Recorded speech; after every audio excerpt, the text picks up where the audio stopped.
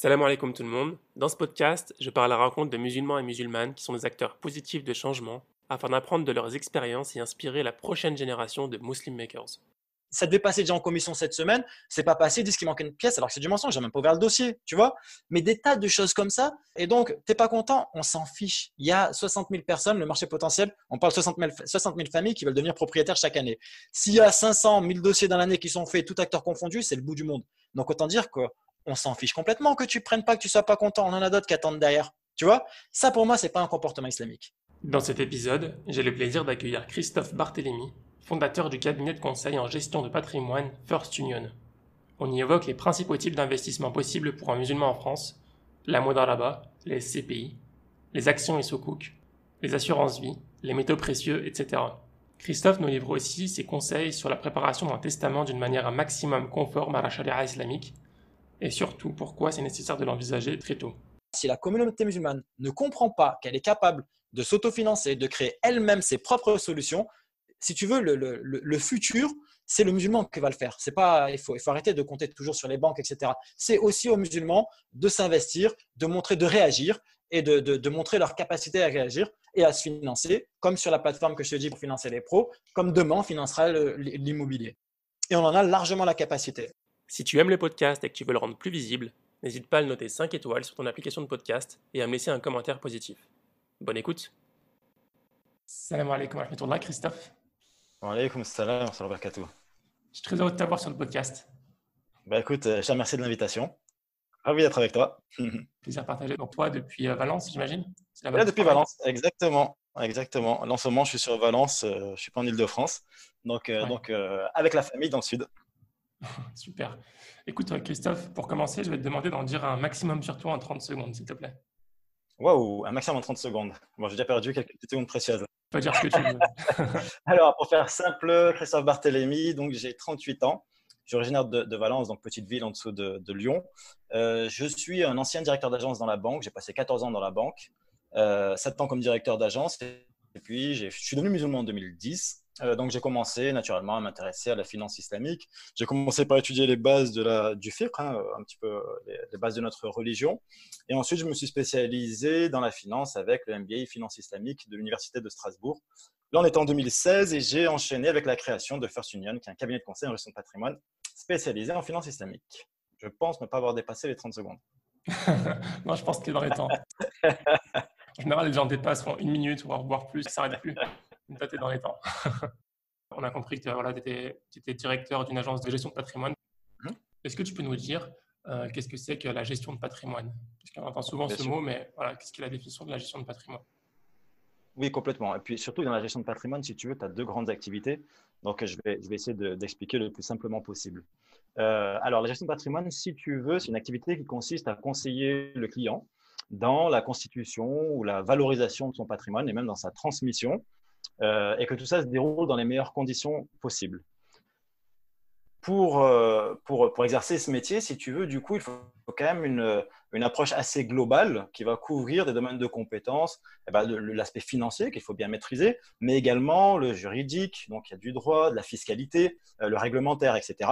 Et en fait, la particularité quand tu es en finance islamique, c'est qu'à tout cela, tu vas ajouter le volet éthique, en fait. Donc, toutes les solutions qu'on va devoir proposer, du début, et donc ça démarre avec, on va dire, le contrat de mariage pour ceux qui sont mariés ou qui vont se marier, et jusqu'à l'héritage, eh bien, ça nécessite de respecter la charia dans tous ces aspects-là. Donc, c'est la particularité quand tu fais du 100% islamique. Et en fait, si tu veux, l'activité gestion de patrimoine, donc, les deux grandes branches, si tu veux, tu as d'un côté, tu as le conseil, et de l'autre, tu as la distribution de produits, pardon.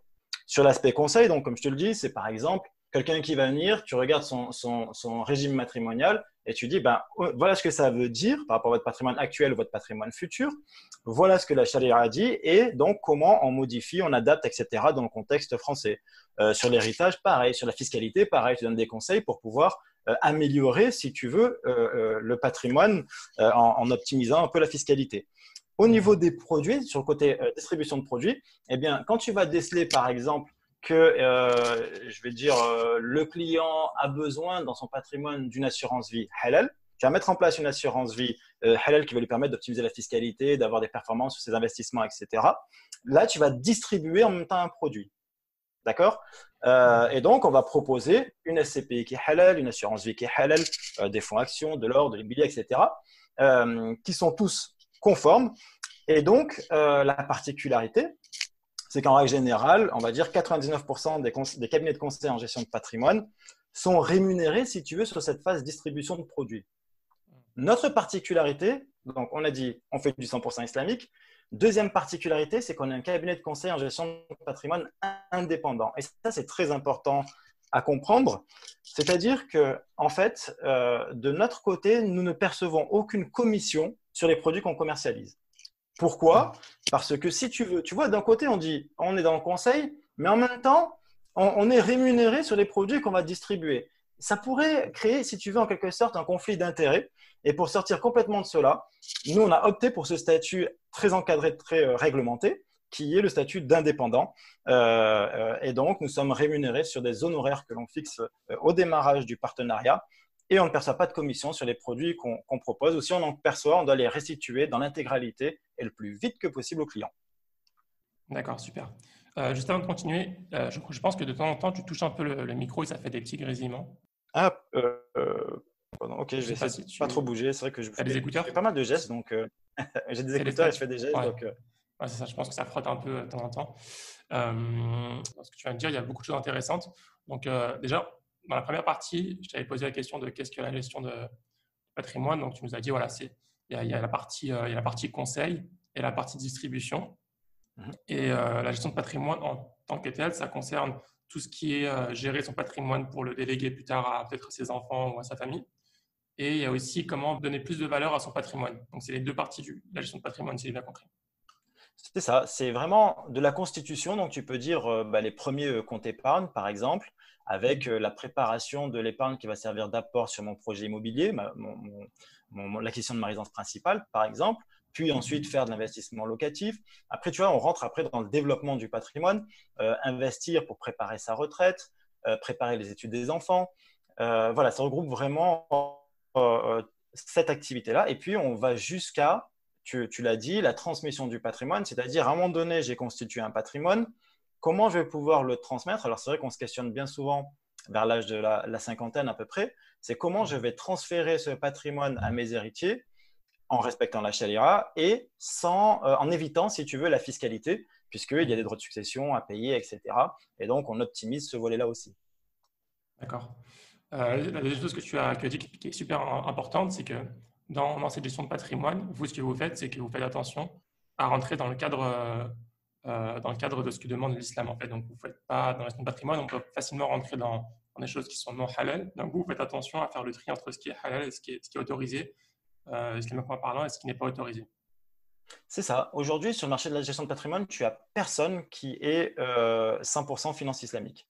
Je ne connais aucun gestionnaire de patrimoine qui travaille comme on le fait sur cette approche globale, qui est 100% en finance islamique. Nous sommes les seuls sur le marché. Et effectivement, sur chaque aspect, alors le cas le plus simple à comprendre, c'est par exemple sur l'héritage.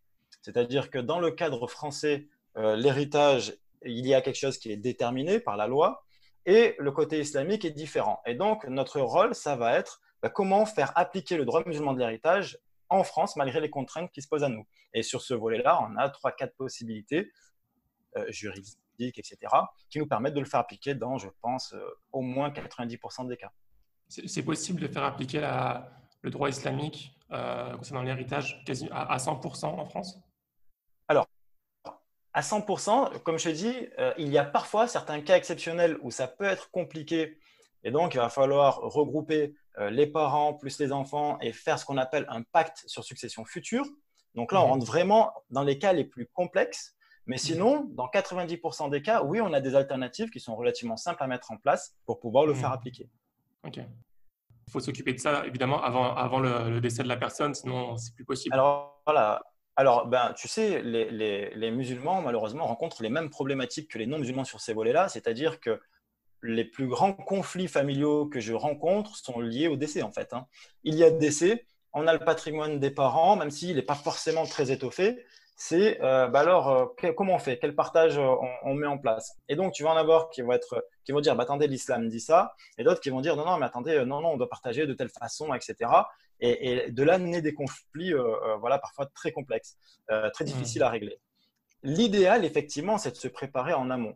Plus on prépare Oui. tôt notre succession future, donc on est tous concernés sur ce volet-là. Hein. Alhamdoulilah, on sait que le destin, tu vois, c'est Allah qui a décrété. Peut-être qu'on peut partir demain comme très tard. Et donc, on doit se prémunir contre cela et dire, ben voilà, je commence à avoir un petit peu d'argent, même des sommes minimes. Je sais que la charia me dit ça, je ne vais pas laisser ça sur le poids des personnes qui m'entourent en fin de compte. Je vais dès Oui. maintenant prévoir, mettre en place les solutions pour que s'il m'arrive quelque chose, eh bien, je sois tranquille, mes héritiers soient tranquilles sur ce volet-là et que Oui. la charia soit respectée. D'autant Mhm. plus que tu sais, depuis maintenant quelques années, au niveau du don d'organes, par exemple, tu sais que maintenant, d'office, Oui. on part du principe que nous sommes d'accord pour donner nos organes en cas de décès. Oui.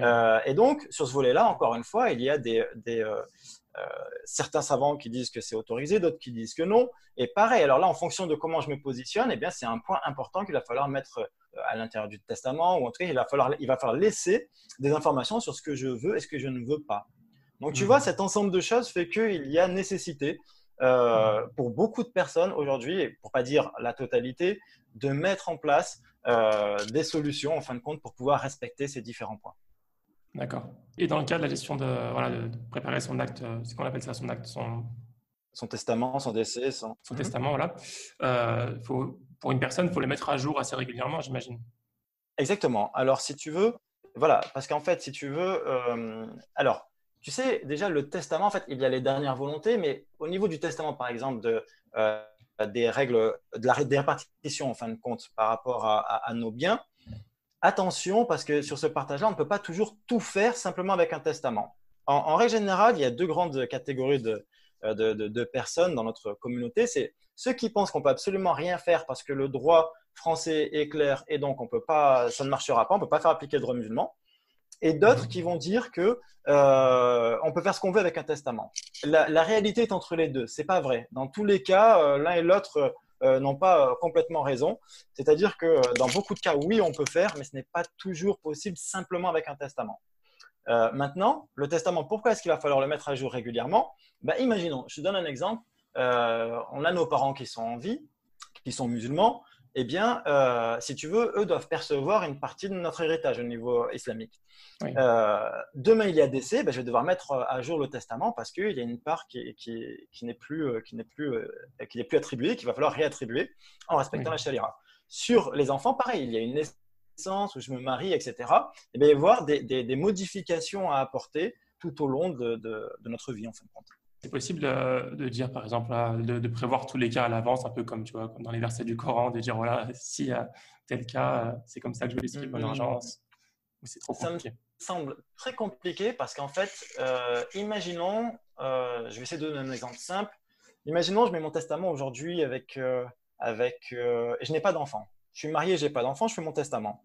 Mes parents vont Mhm. percevoir, mon épouse, etc. Demain, j'ai un enfant. Si tu veux, j'ai pu prévoir tous les cas de figure qui sont dans le Coran. Par Mhm. contre, la problématique, c'est que le droit français, à ce moment-là, va dire votre enfant devient héritier réservataire et il doit avoir absolument la moitié des biens.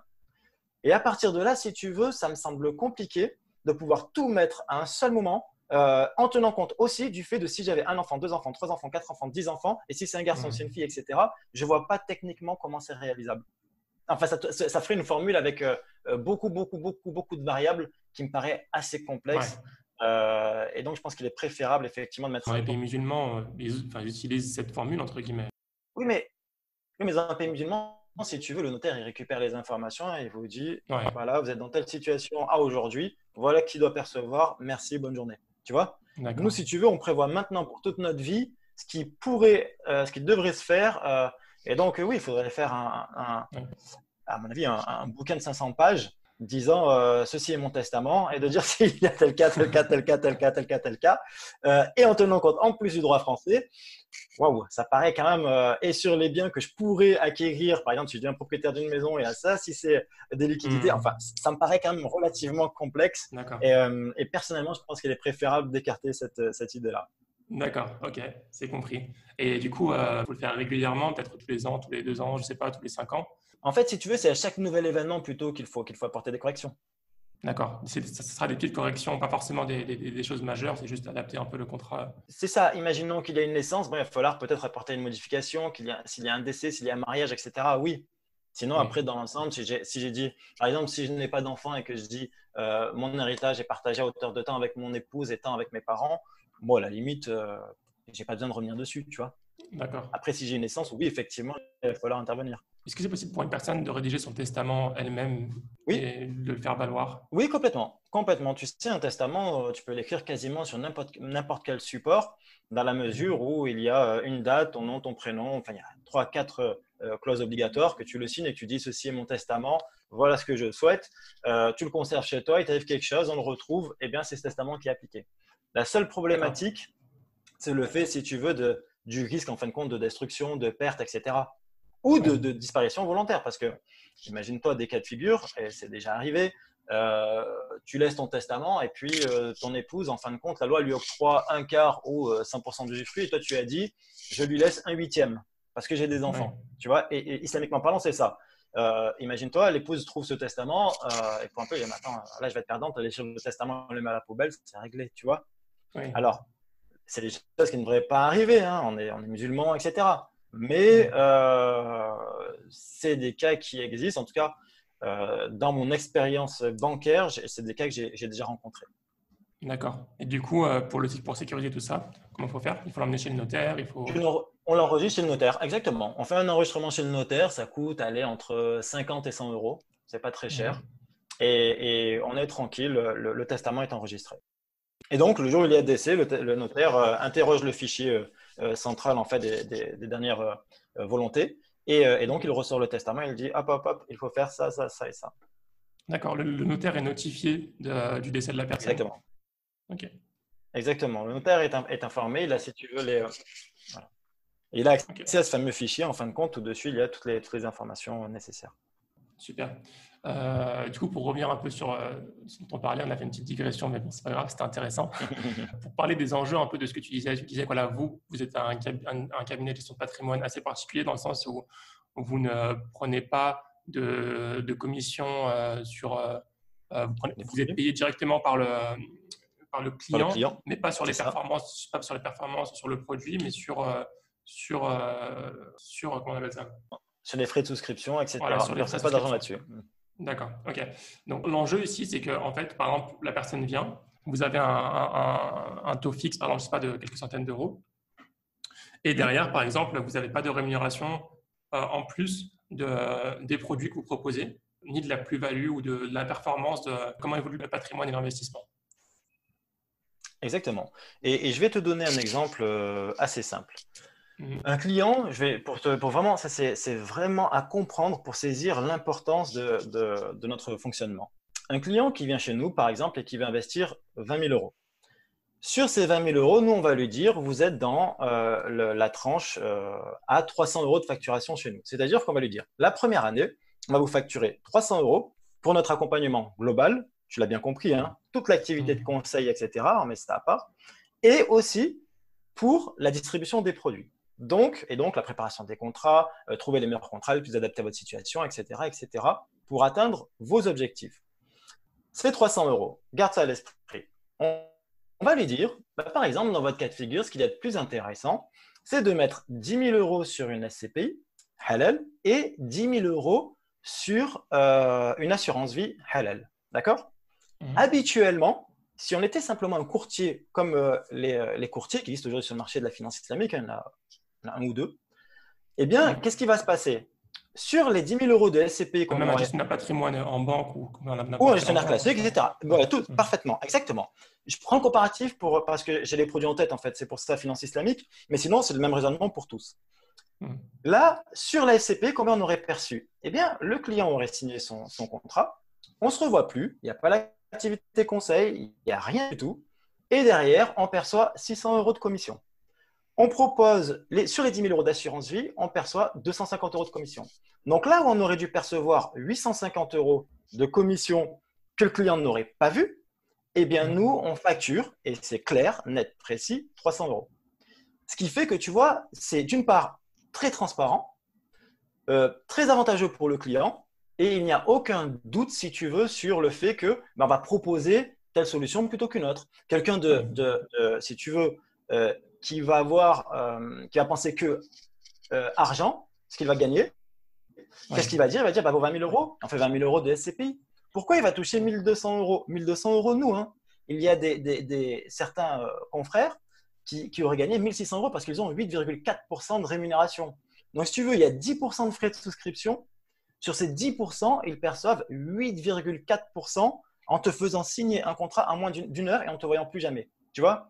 Et c'est là où, pour moi, j'estime qu'il faut sortir de tout ça. Il faut arrêter. Il faut faire preuve d'une grande transparence. Et je pense d'ailleurs qu'un jour, nous serons tous obligés d'être indépendants. Tu verras que la réglementation, dans 5 ans, 6 ans, 10 ans, si tu veux, quand on s'enregistre pour être conseiller financier, etc., on doit passer par des associations agréées, etc. Et en échangeant avec elles, en leur disant comment on travaille, ils nous ont dit, mais en fait, vous avez simplement pris de l'avance parce que c'est ce que voudra le législateur à un moment donné, c'est cette transparence-là, parce qu'il y en a ras-le-bol qu'on propose des produits, qu'on donne du conseil, soi-disant, sur des produits où on gagne beaucoup d'argent et que le client ne soit pas informé ou mal informé. Oui. Donc ça, c'est vraiment notre particularité. Pour donner un autre exemple, si par exemple on va dans une banque et qu'on veut acheter un produit quelconque, je ne sais pas moi, une SCPI, donc un investissement dans l'immobilier, la personne va proposer ses produits parce qu'elle elle récupérera derrière une commission. Donc en fait, elle ne te proposera pas le produit qui te convient le mieux, ou plutôt proposer le produit qui te convient le mieux dans le panel d'où lui percevra une commission. Et en fait, ce n'est pas forcément la meilleure chose pour toi. Voilà. Là, la problématique des banques, c'est par rapport à un conseiller qui se dit indépendant, c'est ça. C'est-à-dire que la banque, elle va proposer. Alors, moi, la dernière banque où j'étais, on avait quand même des solutions. On travaillait par exemple avec Generali, etc. Donc, il y avait quand même d'autres alternatives. Mais en règle générale, tu as raison. En tout cas, pour le grand public, la banque va proposer uniquement les produits qu'elle commercialise et aucun autre produit qui sont peut-être meilleurs. Alors, en finance islamique, il faut être prudent parce que si tu veux, la problématique ne va pas tant se poser sur le produit en soi, c'est-à-dire qu'on n'a pas le choix entre 3-4 SCPI, mais c'est plutôt sur la classe d'actifs sur laquelle je vais investir. Oui, d'accord ? On reviendra dessus. Pourquoi je te dis ça ? Parce que j'allais dire, il n'y a pas 36 SCPI qui sont conformes, il n'y a pas 40 assurances vie, on n'a pas ce choix-là, si tu veux. Oui, d'accord.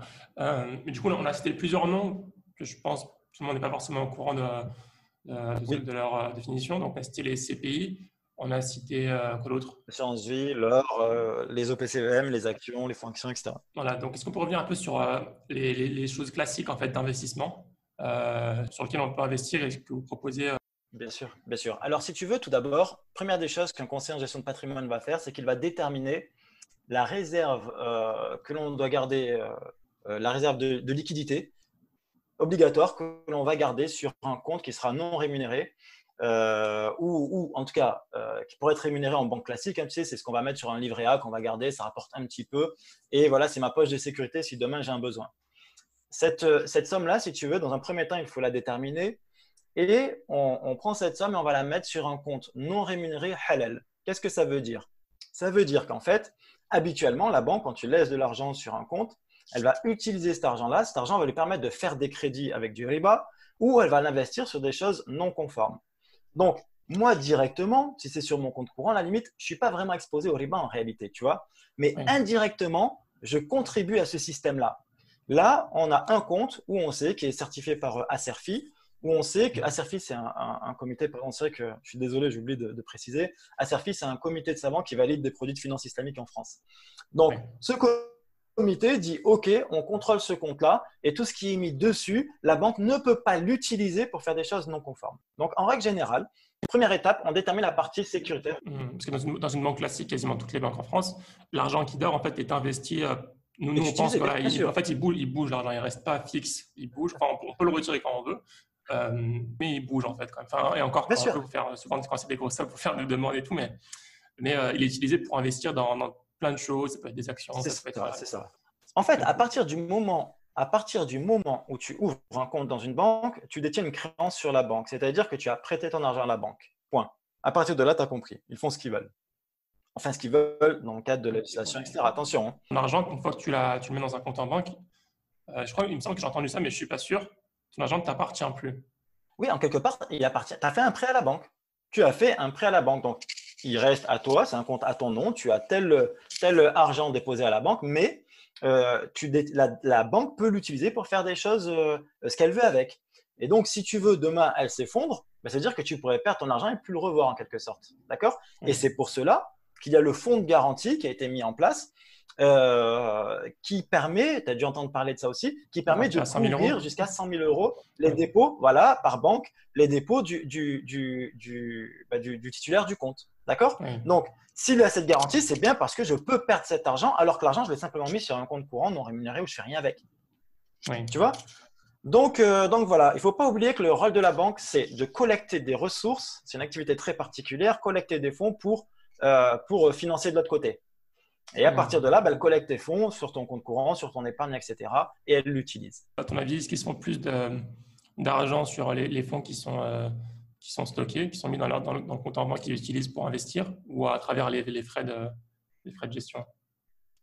Alors, je dirais qu'actuellement, si tu veux, étant donné que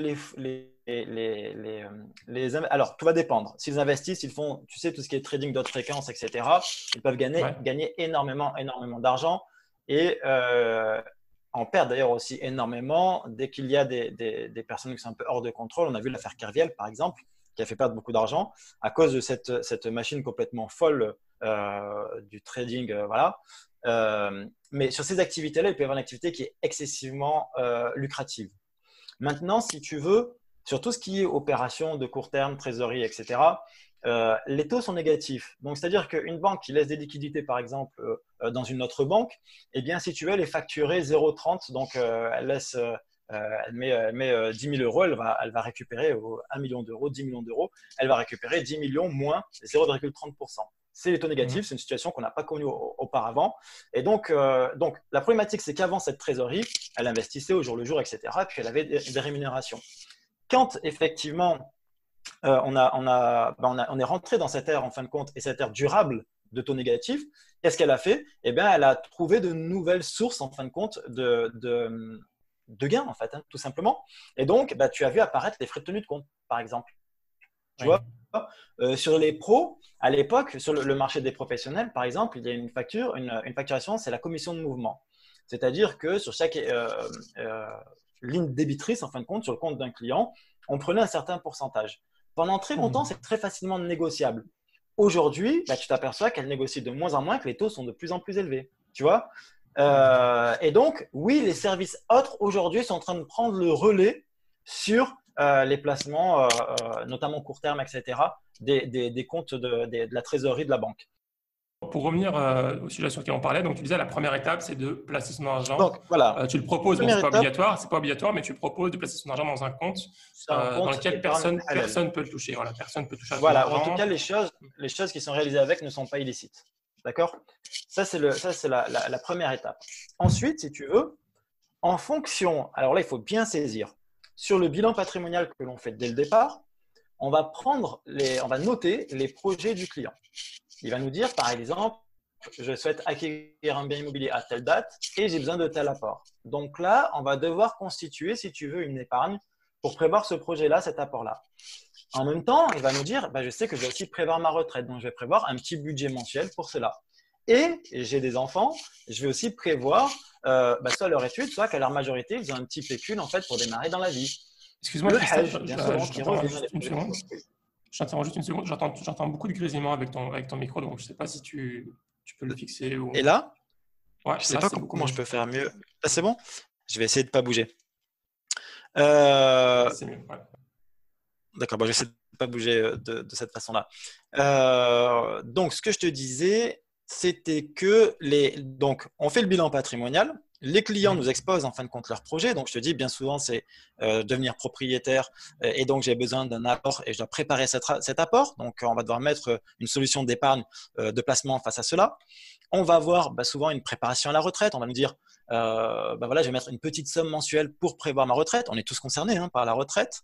Au niveau, ce qui revient souvent, c'est par exemple les études des enfants ou le fait qu'arrive à la majorité, je souhaite laisser un petit pécule à préparer en fin de compte un pécule pour mes enfants. Le Hajj, changement de véhicule, etc. Donc, si tu veux, on va prendre tous ces projets, on va mettre une date en face et on va dire, voilà ce que vous pouvez faire par rapport à votre épargne actuelle et votre épargne mensuelle. Et voilà comment, en allouant ces ressources de telle façon, eh bien, on va arriver à atteindre vos objectifs. Alors, si on n'arrive pas à tous les atteindre en même temps, on va prioriser, mais on va mettre en face les solutions qui correspondent. Et de là, du coup, on a un panel d'investissements qui est possible. Ces investissements vont se faire également. C'est pas juste c'est pas juste de mettre de côté. Exactement. Non, mettre de côté. Alors, on peut avoir une personne qui nous dit, moi, j'ai aucun projet, j'ai 50 000 euros de côté, 20 000 euros de côté, qu'est-ce que je peux en faire? Ça m'arrive tous les jours, tu vois? Ouais. Oui, ça arrive. Non, mais par exemple, je veux dire, une personne qui veut faire, qui dit voilà, qui veut faire le hedge dans 10 ans, qui veut acheter une maison dans 20 ans, voilà, qui veut faire plein de choses. La solution, voilà, l'objectif d'un gestionnaire patrimoine, c'est d'aider à avoir des solutions aussi autres que, Exactement. qui fonctionnent, mais pas que de mettre voilà, 200 euros de côté Exactement. en courant. Tu as tout compris. Voilà. C'est de valoriser son argent pour qu'il augmente plus vite que. Voilà, et pour atteindre ses objectifs le plus tôt possible, surtout que tu laisses de l'argent sur un compte. Il ne faut pas oublier que d'une part, tu as l'inflation et deuxièmement, tu as la zakat. Donc, si tu veux, chaque année, tu as 4,5% qui disparaissent en fin de compte, qui réduisent ton capital. Donc, si tu n'investis pas, si tu ne prends pas… 2,5% de zakat plus les 2% d'inflation. Oui. Donc, tu perds 4,5 chaque année. En fait, tu réduis de 4,5 ton capital chaque année, quelque part. Tu vois, l'argent qui dort et de l'argent perdu.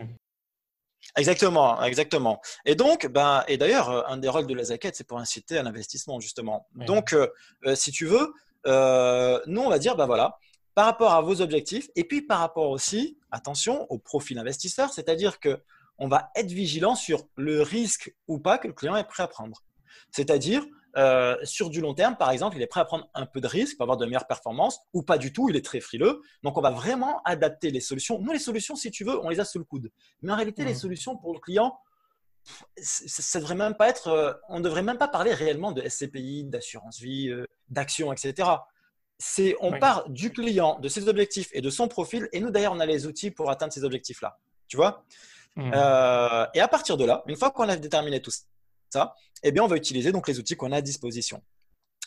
Donc, SCPI, comme je le disais tout à l'heure, la SCPI, c'est une société civile de placement SCPI, société civile de placement immobilier.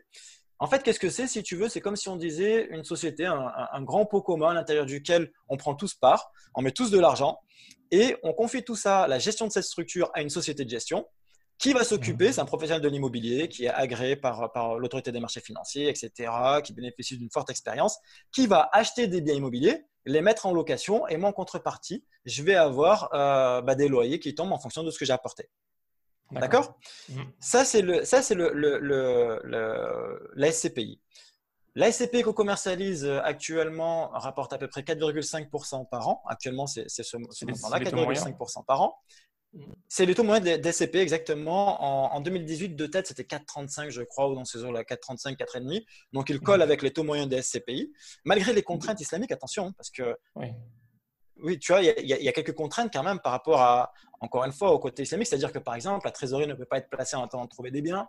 On ne peut pas profiter de l'effet de levier, c'est-à-dire de faire des crédits derrière pour pouvoir acquérir plus de biens, etc. Ouais. Donc, si tu veux, malgré ces particularités-là, elle est quand même relativement bien gérée puisqu'elle se classe dans la moyenne des SCPI françaises. Donc, c'est une très bonne SCPI. Juste pour reformuler, donner un exemple. Si par exemple, des personnes décident de se mettre à plusieurs pour acheter un logement, je sais pas, disons à $1 million, à 1 million d'euros, ou plusieurs logements à 1 million d'euros. Donc, je sais pas, disons qu'il y a 100 personnes qui veulent investir dedans, qui mettent 10 000 euros. Donc, chaque personne aura l'équivalent de 10 000 euros de part de l'ensemble de tous ces biens et récupéreront chacun 1% des bénéfices générés par la rente de ces lieux. C'est ça, après déduction des charges, etc. Et puis des charges du gestionnaire, non, de cette gestion en fin de compte qui encaisse les loyers, qui est payé là-dessus, tu vois. Mais voilà, donc qu'on comprenne bien, on ne crée pas une nouvelle SCP à chaque fois. Hein. C'est une SCP qui a été créée et on prend des parts à l'intérieur de celle-ci. Hein. D'accord? Quand on investit, là, donc c'est à partir de 1 000 euros et ensuite on peut mettre des versements programmés à partir de 200 euros par mois, c'est une part en fin de compte. Donc là, si tu veux, on rentre dans cette SCPI-là et les fonds vont être investis sur de nouveaux biens immobiliers et en contrepartie, je vais avoir mes loyers qui vont tomber effectivement et donc des revenus fonciers. D'accord. Alors, pour 10 000 euros investis, une personne récupérera environ, dans votre cas, 4,5%, donc 450 euros par an. C'est ça, exactement. Et c'est reversé tous les trimestres. Enfin, c'est coupé en 4 hein, puisque les versements sont au trimestre. 112 euros Mais par trimestre. c'est ça. Mais c'est exactement ça. OK? D'accord. Ça, c'est la SCPI. Ensuite, on va avoir des fonds sous-cook. On va rentrer sur les marchés avec, par exemple, les fonds sous-cook ou les fonds actions. Alors, les actions, d'ailleurs, il y a différentes façons de rentrer dedans. On peut rentrer en direct, c'est-à-dire qu'un client qui nous dit je vais acheter, par exemple, du Sanofi, est-ce que c'est halal, tu vois, parce que je pense que tout ce qui concerne le médical, pharmaceutique, etc., ça va évoluer et donc je veux investir dessus. Donc, est-ce que c'est halal ou pas? Donc là, si tu veux, le particulier peut se constituer tout seul un portefeuille titre. La problématique, c'est que c'est une question de diversification. Ça va, en règle générale, ça va être des petits portefeuilles peu diversifiés, à moins que la personne vienne avec 500 000 euros et qu'elle me dise voilà, je laisse 100 000 euros et je vais investir en actions. Oui, là, ça peut être intéressant. Mais sinon, il vaut mieux passer par des fonds actions. Les fonds actions, si tu veux, il y en a une dizaine sur le marché. Enfin, moi, j'en ai sélectionné une dizaine en tout cas, qui sont accessibles. Il y en a peut-être un petit peu plus, une quinzaine. J'en ai sélectionné une dizaine. Et donc, alors, là, je fais un petit crochet parce qu'au niveau Sharia, attention, il y a des discussions sur les actions. Tout le monde n'est pas d'accord sur la conformité, etc. Donc, il y a quand même pas mal de points qu'il faut qu'on présente avant de proposer toutes nos solutions. Nous, si tu veux, on explique à chaque fois ce que disent les savants avant de, si tu veux, de proposer, de faire souscrire à la solution. Mais en tout cas, ceux qui disent que les actions sont conformes et que tels fonds sont conformes, on les commercialise, on les propose aux clients. Et donc, les clients, en fait, si tu veux, en entrant dans un fonds action, c'est un petit peu comme la SCPI. Au lieu d'acheter un bien immobilier, tu rentres en fin de compte sur plusieurs biens immobiliers d'office. Là, c'est un peu le même principe. Au lieu d'acheter une action, tu rentres parfois avec 50 euros sur certains fonds. Tu rentres tout de suite sur 50, 100, 200 actions. Tu vois, et donc, tu as une meilleure diversification au niveau international, au niveau de l'activité, et plus on diversifie, plus on réduit notre risque en fin de compte. Quand tu es exposé sur un seul titre, demain, il y a une problématique, tu perds ton argent, tu vois. Donc, les actions, pour simplifier, donc un fonds d'action, c'est un fonds qui investit des actions dans un panel d'entreprises, qui peut être qu'en France ou qu'en Europe ou dans le monde, ou bien par thème, c'est varié. Et en fait, les bénéfices qui sont effectués, c'est par rapport aux performances des entreprises sur lesquelles les actions ont été investies. Exactement. Par exemple, les fonds 2019, ça a été une très belle année. Les fonds les plus dynamiques, on va dire les fonds actions, l'année dernière, ils ont fait entre plus, le plus bas, je pense qu'il a fait entre plus 20 et plus 36%. Donc, ça veut dire que les personnes qui avaient mis 10 000 euros là en début d'année, ils sont avec 13 600 euros pour le plus intéressant. Moi, j'en utilise deux vraiment, vraiment très dynamiques. Et à la fin d'année, ils étaient à 13 600 euros. Tu vois. Donc là, en contrepartie d'un risque, il faut bien maîtriser ça. Donc, je ne vais pas mettre tout mon argent dessus parce qu'il y a du risque. Donc, encore une fois, c'est à nous de mesurer en tant que conseiller en gestion de patrimoine. Mais on va mettre une partie pour booster, si tu veux, les performances de nos investissements. Ce qu'il y a d'intéressant, si tu veux, c'est que sur ces fonds-là, il faut regarder ce qui s'est passé avec la crise là. Là, tu vois, un bon conseiller en gestion de patrimoine, ce qu'il doit faire, c'est ça. C'est dire 2019, super, ça a été très bon. Celui qui ne va pas plus loin, il faut se méfier parce qu'il va te donner que les chiffres les plus intéressants, alors que là, il y a une crise et il faut y regarder. Tu vois. Là, qu'est-ce qui s'est passé? Mois de février, mars, chute des marchés. Les fonds les plus dynamiques que je viens de te citer, qui avaient fait plus 30%, plus 36%, ils ont fait moins 20, moins 25%. Seulement, ces fonds dynamiques, aujourd'hui, avec la reprise, etc., ils sont déjà à plus 5%. Allez, entre plus 4 et plus 6%. OK ? Donc, ce qui veut dire que, voilà, quand j'investis en actions, je sais qu'il y a du risque que je suis prêt à accepter. C'est un investissement de long terme parce que je sais qu'on traverse ces cycliques et on traverse toujours des crises. Et puis, ça remonte et puis ça peut les montagnes russes. Etc. Ça peut les montagnes russes. Donc, il faut avoir une vision long terme et donc pour pouvoir bénéficier de ces performances. Et sur nos fonds, les deux que je te dis que j'apprécie particulièrement, sur les 5 dernières années, ils ont fait en moyenne annuelle entre plus 9 et plus 12%. Moi, je connais des gens qui investissent en bourse, qui font attention à où ils investissent, même des non-musulmans. Et c'est extrêmement stressant. Je les vois souvent sur leur téléphone en train de regarder le cours de la bourse, savoir comment investir. C'est super stressant. Je trouve que c'est intéressant d'investir, mais je trouve que c'est encore. Si je le faisais, je déléguerais un gestionnaire. L'avantage de déléguer un gestionnaire de patrimoine, c'est qu'on lui, il s'occupe de tout ça. Tu n'as pas à y réfléchir. Tu reviens dans 10 ans. et tu prends la plus-value. Exactement, c'est ça, c'est ça. Ou en tout cas, entre-temps, s'il y a une opportunité ou quoi que ce soit, le gestionnaire est là pour t'appeler, pour te dire, bon, Oui, maintenant il faut y regarder, on a une super plus-value, est-ce qu'on arbitre ou bien on est en baisse, est-ce qu'au contraire, vous pouvez réinjecter de l'argent parce que c'est les soldes, hein, c'est le moment de rentrer. Voilà, oui, c'est le vrai avantage, effectivement, d'avoir un conseiller en gestion de patrimoine. Et c'est aussi pour ça, d'ailleurs, que nos contrats, tu vois, le fait de travailler sur des honoraires et un accompagnement de long terme, c'est aussi pour ça. C'est-à-dire qu'on est là tout le temps. À ces moments-là, on est là pour pouvoir accompagner les clients et dire attendez, il faut faire une modification, etc. D'accord. Et c'est là, d'accord. si tu veux, aussi la différence avec un courtier qui vend un produit et puis merci, bonne journée, bonne continuation. Tu vois. Oui. Oui, parce que lui, après, il récupère son Après, il pourcentage et puis il s'en récupère fiche. son argent et puis il est tranquille. Voilà. Après, il laisse couler. Et Tranquille. puis, le jour où il va passer un petit coup de fil, c'est pour dire bah tiens, on a un nouveau produit ou tiens, est-ce que vous avez encore un peu d'argent, on peut reverser dessus, tu vois. Mais il y Oui. aura Pour se toujours l'idée récupérer une d'opportunité nouvelle commerciale, commission. financière derrière. Tu as Mhm. tout compris. C'est exactement ça. C'est exactement ça. Euh, Ensuite, si tu veux, du coup, donc on a parlé des actions. On a aussi les fonds sous-cook. Donc, un Mhm. sous-cook, je vais essayer de t'expliquer ça. Je vais essayer d'expliquer une forme assez simple pour que tout le monde comprenne bien. Certains parlent d'obligation islamique. J'aime pas ce terme. Le terme qui correspond le mieux, c'est plutôt un certificat d'investissement. Mais je vais essayer de te comparer deux opérations. Tu as EDF. Je cite souvent EDF parce que c'est une des dernières opérations que j'ai fait quand j'étais dans la banque. EDF qui dit j'ai besoin d'un milliard. Pardon. J'ai besoin d'un milliard. Et donc, je vais faire appel au marché. Je vais voir les financiers. Je dis voilà, faites-moi donc tous les documents pour émettre donc faites-moi un prospectus, etc. Pour émettre une obligation d'un milliard. Donc, qu'est-ce qu'on va dire? Ils vont dire investissez, prêtez-moi en fin de compte un milliard que je vous rendrai dans 5 ans. Et en attendant, par exemple, tous les trimestres, je vais vous reverser 1,5% d'intérêt. D'accord? Donc, c'est un prêt que tu fais. C'est ça l'obligation. Tu prêtes l'argent à l'entité, que ce soit un État ou une grande entreprise, par exemple. Dans le cadre d'un sous-cook, imagine-toi une entreprise, je ne sais pas, Qatar Airlines, n'importe laquelle par exemple, et je te dis qu'elle veut faire la même opération, elle veut acheter un avion, je ne sais pas, un milliard, je ne connais pas les prix, hein, je dis n'importe quoi, et elle veut, si tu veux, que cette structuration soit sous cette forme-là un peu obligation, mais complètement halal. Donc elle va aller voir le financier, elle va lui dire regrouper, un peu tout à l'heure comme la SCPI, regrouper des investisseurs qui vont par exemple faire fabriquer cet avion-là, et eux vont me le louer pendant 30 ans, et je leur rachèterai à la fin, un peu comme une location-vente en quelque sorte, d'accord, mais D'accord. halal. Détenir des parts et donc il y a des fonds qui se sont spécialisés dans l'investissement uniquement dans ce genre de projet-là. Et quand toi tu Mhm. investis ton argent là-dessus, eh bien en fait, tu détiens des parts c'est pour ça que je parle de certificat d'investissement, tu détiens des parts dans ces différents projets et tu as une rémunération. L'année dernière, ces fonds-là ont fait entre plus 12 et plus 14% de performance. En tout cas, Oh, ceux que c'est nous avons énorme. sélectionnés. Ouais. Donc, c'est très, très beau parce qu'en règle générale, mais encore une fois, attention, c'était une très belle année, donc il faut être prudent. Euh, c'est très bien, mais C'est volatile. pareil, il y a quand même un risque.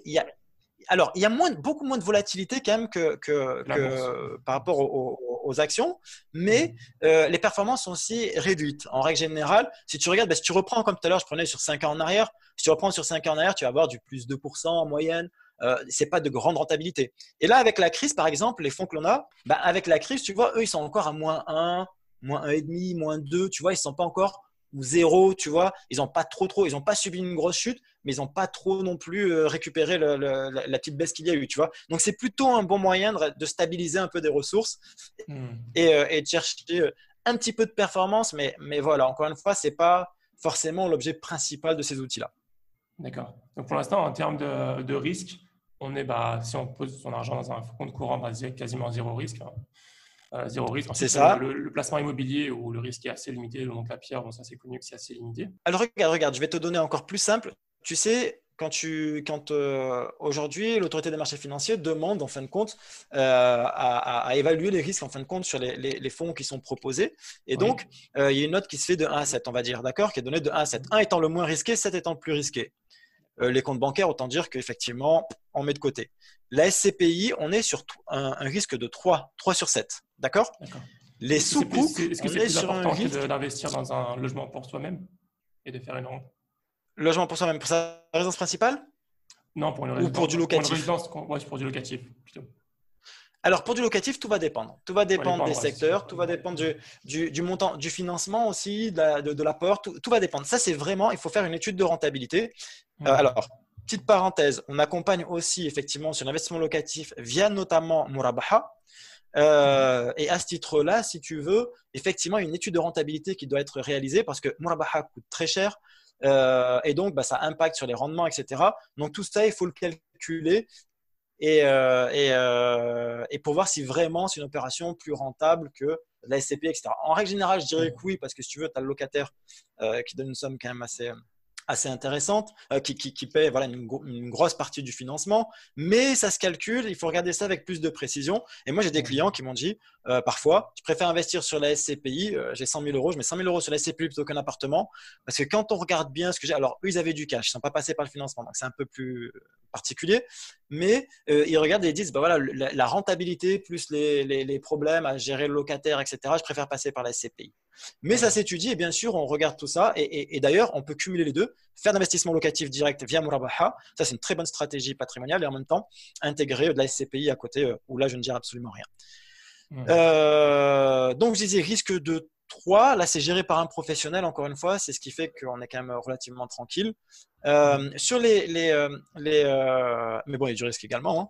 Sur les actions, alors je vais passer plutôt par les sous-coucs en premier. Sur les sous-coucs, on est entre 2 et 4 sur 7. D'accord. Ah, d'accord, c'est quand même c'est assez proche de la SCPI. Exactement.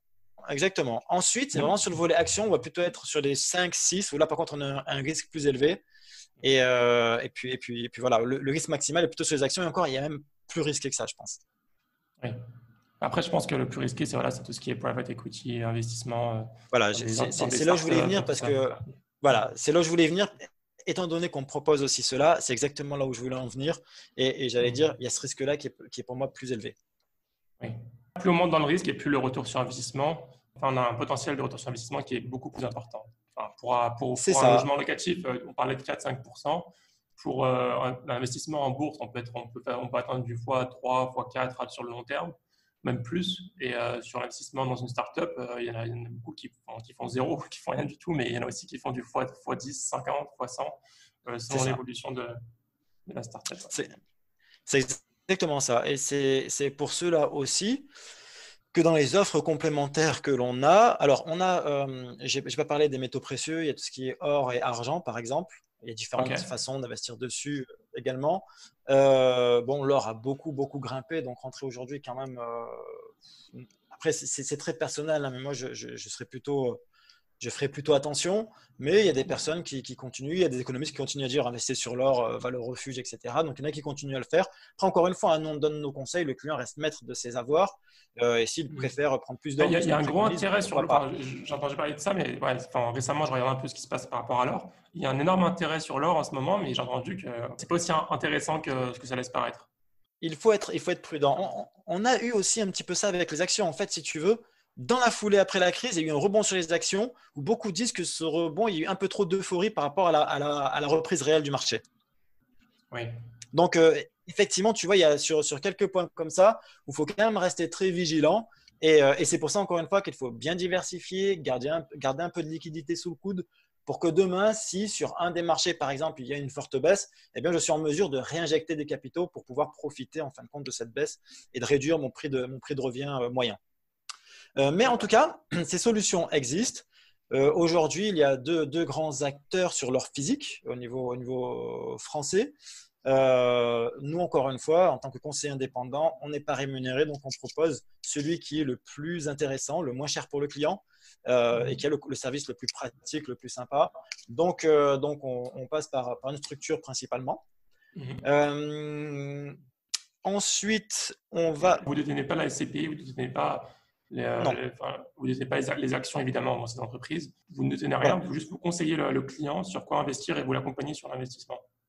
Exactement. Il faut toujours, voilà, si tu veux, il faut toujours comprendre que les acteurs que tu vois en finance islamique aujourd'hui en France sont des intermédiaires. Bon, je pense que voilà, j'ai suffisamment expliqué comment nous on travaille, en tout cas en tant qu'indépendants, et les autres sont des courtiers qui, si tu veux, gagnent de l'argent en vendant le produit en quelque sorte. D'accord ? Oui. Mais effectivement, sinon, ces produits-là, Et jamais, que ce soit les autres ou nous n'avons le droit d'encaisser quoi que ce soit sur les investissements. On prend notre tarif, oui, notre commission, notre salaire, d'accord, notre rémunération, oui, mais par contre, sur les placements, etc., jamais, ça c'est complètement illégal. On ne fait jamais un chèque au nom de la structure qu'on a en face de nous, etc. On passe par une société de gestion pour la SCPI, par un assureur pour l'assurance vie, par comment ça s'appelle, d'autres sociétés de gestion pour les investissements sur les fonds, etc. Donc voilà, pour l'or, on passe par d'autres prestataires. Voilà, nous, simplement, on conseille, on dit comment investir dessus et on dit comment surtout réaliser des économies ou des gains les plus intéressants grâce à notre service. Et c'est là aussi, encore une fois, qu'en tant qu'indépendant, les clients économisent, si tu veux, tous les frais de souscription grâce à nous, ou une grande partie des frais de souscription. Petite parenthèse, j'ai oublié tout à l'heure, mais en fait, simplement pour préciser, on a parlé des fonds sous-coupe, des fonds actions, j'ai oublié de préciser qu'on pouvait intégrer ces fonds-là dans une assurance vie. Il y avait autrefois une assurance vie qui était halal, qui avait été proposée par Swiss Life. Il y a eu quelques soucis dans la commercialisation, etc. Je ne vais pas revenir dessus et pas parler des autres, ça n'a aucun intérêt. Mais en tout cas, Swiss Life a décidé d'arrêter la commercialisation de ce produit fin 2018. Il n'y avait plus d'assurance vie jusque-là. Et il y a un nouveau contrat depuis plusieurs mois que l'on propose. Et en fait, quand j'ai parlé des fonds actions et des fonds sous-coupe, ces fonds-là, on peut les souscrire en direct, mais également dans le cadre d'une assurance vie. Et donc, encore une fois, notre rôle à nous, c'est de dire oui, dans votre cas de figure, c'est intéressant de rentrer dans cette assurance vie plutôt que de rentrer en direct. Justement, tu parles d'assurance vie. Peux-tu nous définir comment fonctionne une assurance vie? Parce qu'il y a des gros débats sur ce sujet-là. Les gens ne comprennent pas forcément, mais moi, je suis un peu perdu. Donc, est-ce que tu peux remettre au clair comment fonctionne une assurance vie? Oui, pardon. Tu fais bien de me reprendre à chaque fois parce que c'est vrai que tu vois, quand on est dans le jargon tous les jours, on oublie qu'on s'adresse à des personnes qui parfois ne savent pas ce que c'est qu'une assurance vie, etc. Donc, reprends-moi à chaque fois, tu le fais très bien. Alors, l'assurance vie, pour t'expliquer, souvent, il y a une confusion entre capital décès et le placement assurance vie. C'est-à-dire qu'on se dit, une assurance vie, c'est je mets 10 euros par mois et si je décède, on va me reverser, on va reverser à ma famille, si je suis en invalidité, etc., on va reverser 10 000, 100 000, 200 000 euros à ma famille. Ça, c'est ce qu'on appelle le capital décès. Ça peut être halal, ça peut être structuré, si tu veux, d'une façon conforme et d'ailleurs, il va y avoir une assurance décès, une assurance obsèque qui va arriver là, qu'on devrait déjà commercialiser, en fait, ils ont un peu de retard, qui va être sous cette forme-là halal qui s'appelle takaful et que donc on va pouvoir proposer. D'accord? Donc ce volet-là peut être conforme, mais dans le cadre des placements, on n'est pas sur ce type-là. Ça, ce sera pour remplacer, si tu veux, toutes les assurances, tu sais, comment ça s'appelle, rapatriement de chez la banque Chabi, de chez, tu vois, de chez, comment ça s'appelle, l'association algérienne de je sais pas quoi. Tu vois, tous ces trucs-là, on va les remplacer par cette assurance takaful halal. De l'autre côté, au niveau du placement, l'assurance vie, si tu veux, on peut dire que c'est un cadre juridique et fiscal qui dit que à partir du moment où les fonds que vous placez, vous les mettez dans un contrat, vous les logez dans un contrat d'assurance vie, le contrat d'assurance vie, si tu veux, c'est un récipient. On va vous appliquer telle règle fiscale.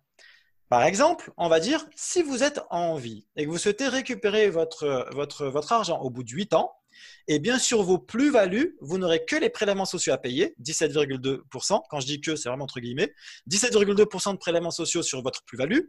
Et vous ne payez pas les 12,8% de flat tax que l'on a habituellement quand on est en dehors de l'assurance vie. D'accord? D'accord. Donc, typiquement en bourse, je résume, si on fait une plus-value sur les actions, on paiera plus d'impôts, plus de taxes que l'assurance vie. Tu es en direct plutôt que de passer par l'assurance vie. Tu as tout compris.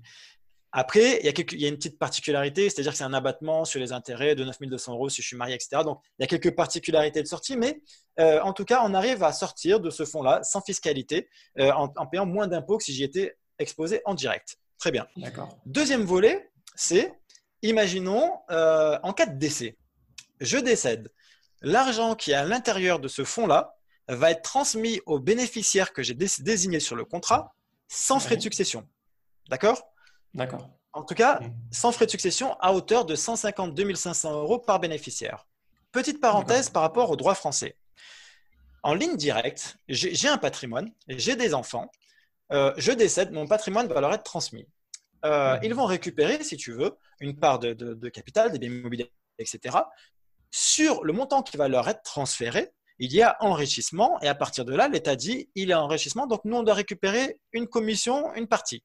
Et donc, ce qu'on appelle les frais de succession. Malgré tout, il dit par rapport à cette transmission, en ligne directe, les enfants vont bénéficier chacun d'un abattement de 100 000 euros.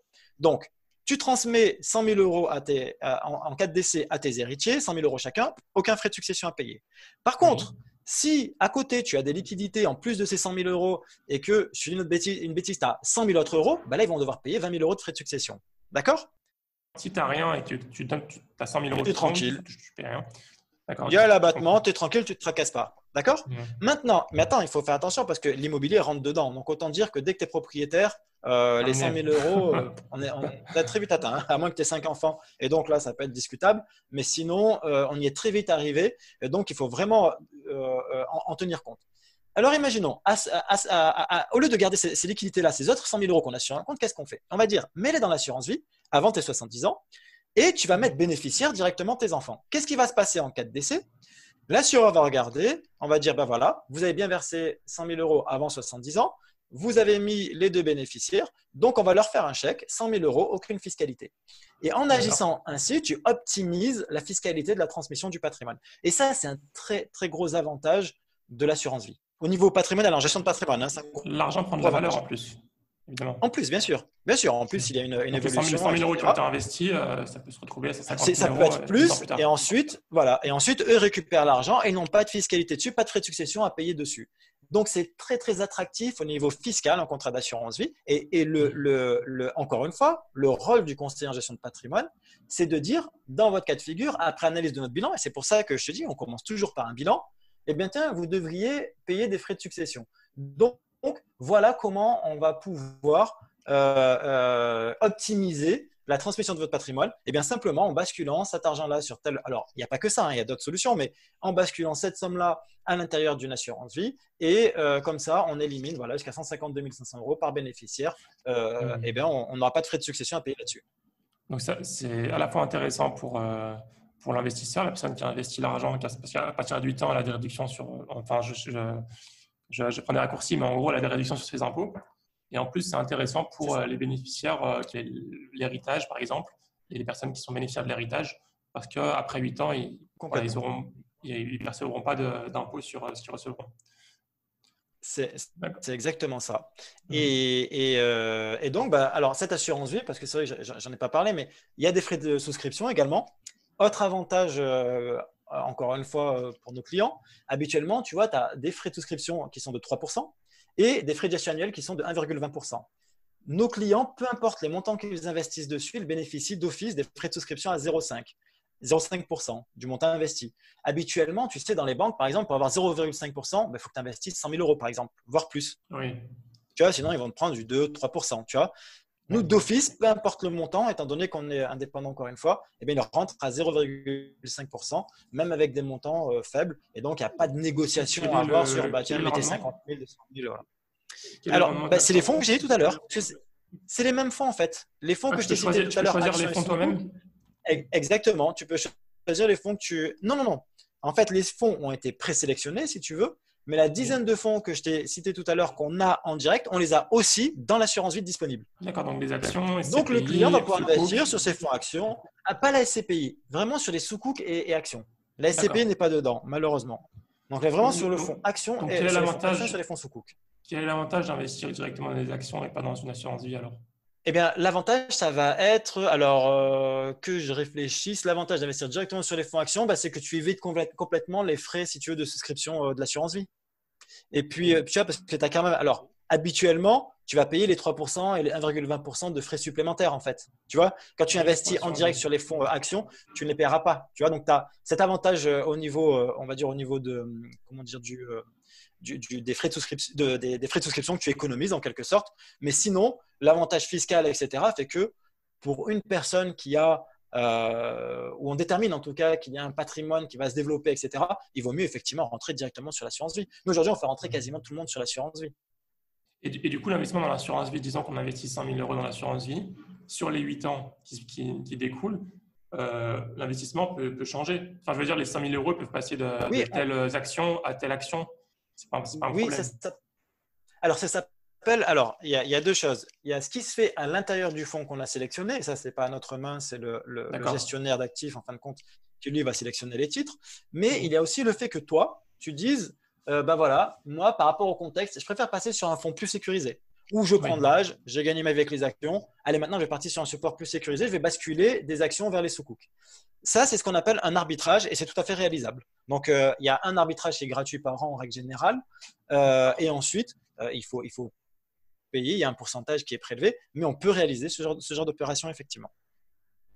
Pourquoi les gens disent que c'est pas halal les assurances vie? Bon, moi, on comprend tout de suite la partie où on peut pas contrôler où les gens investissent, mais à part ça, il y a rien de non halal. Alors, à part ça, si tu veux, en fait, il y a d'autres points qu'il faut regarder.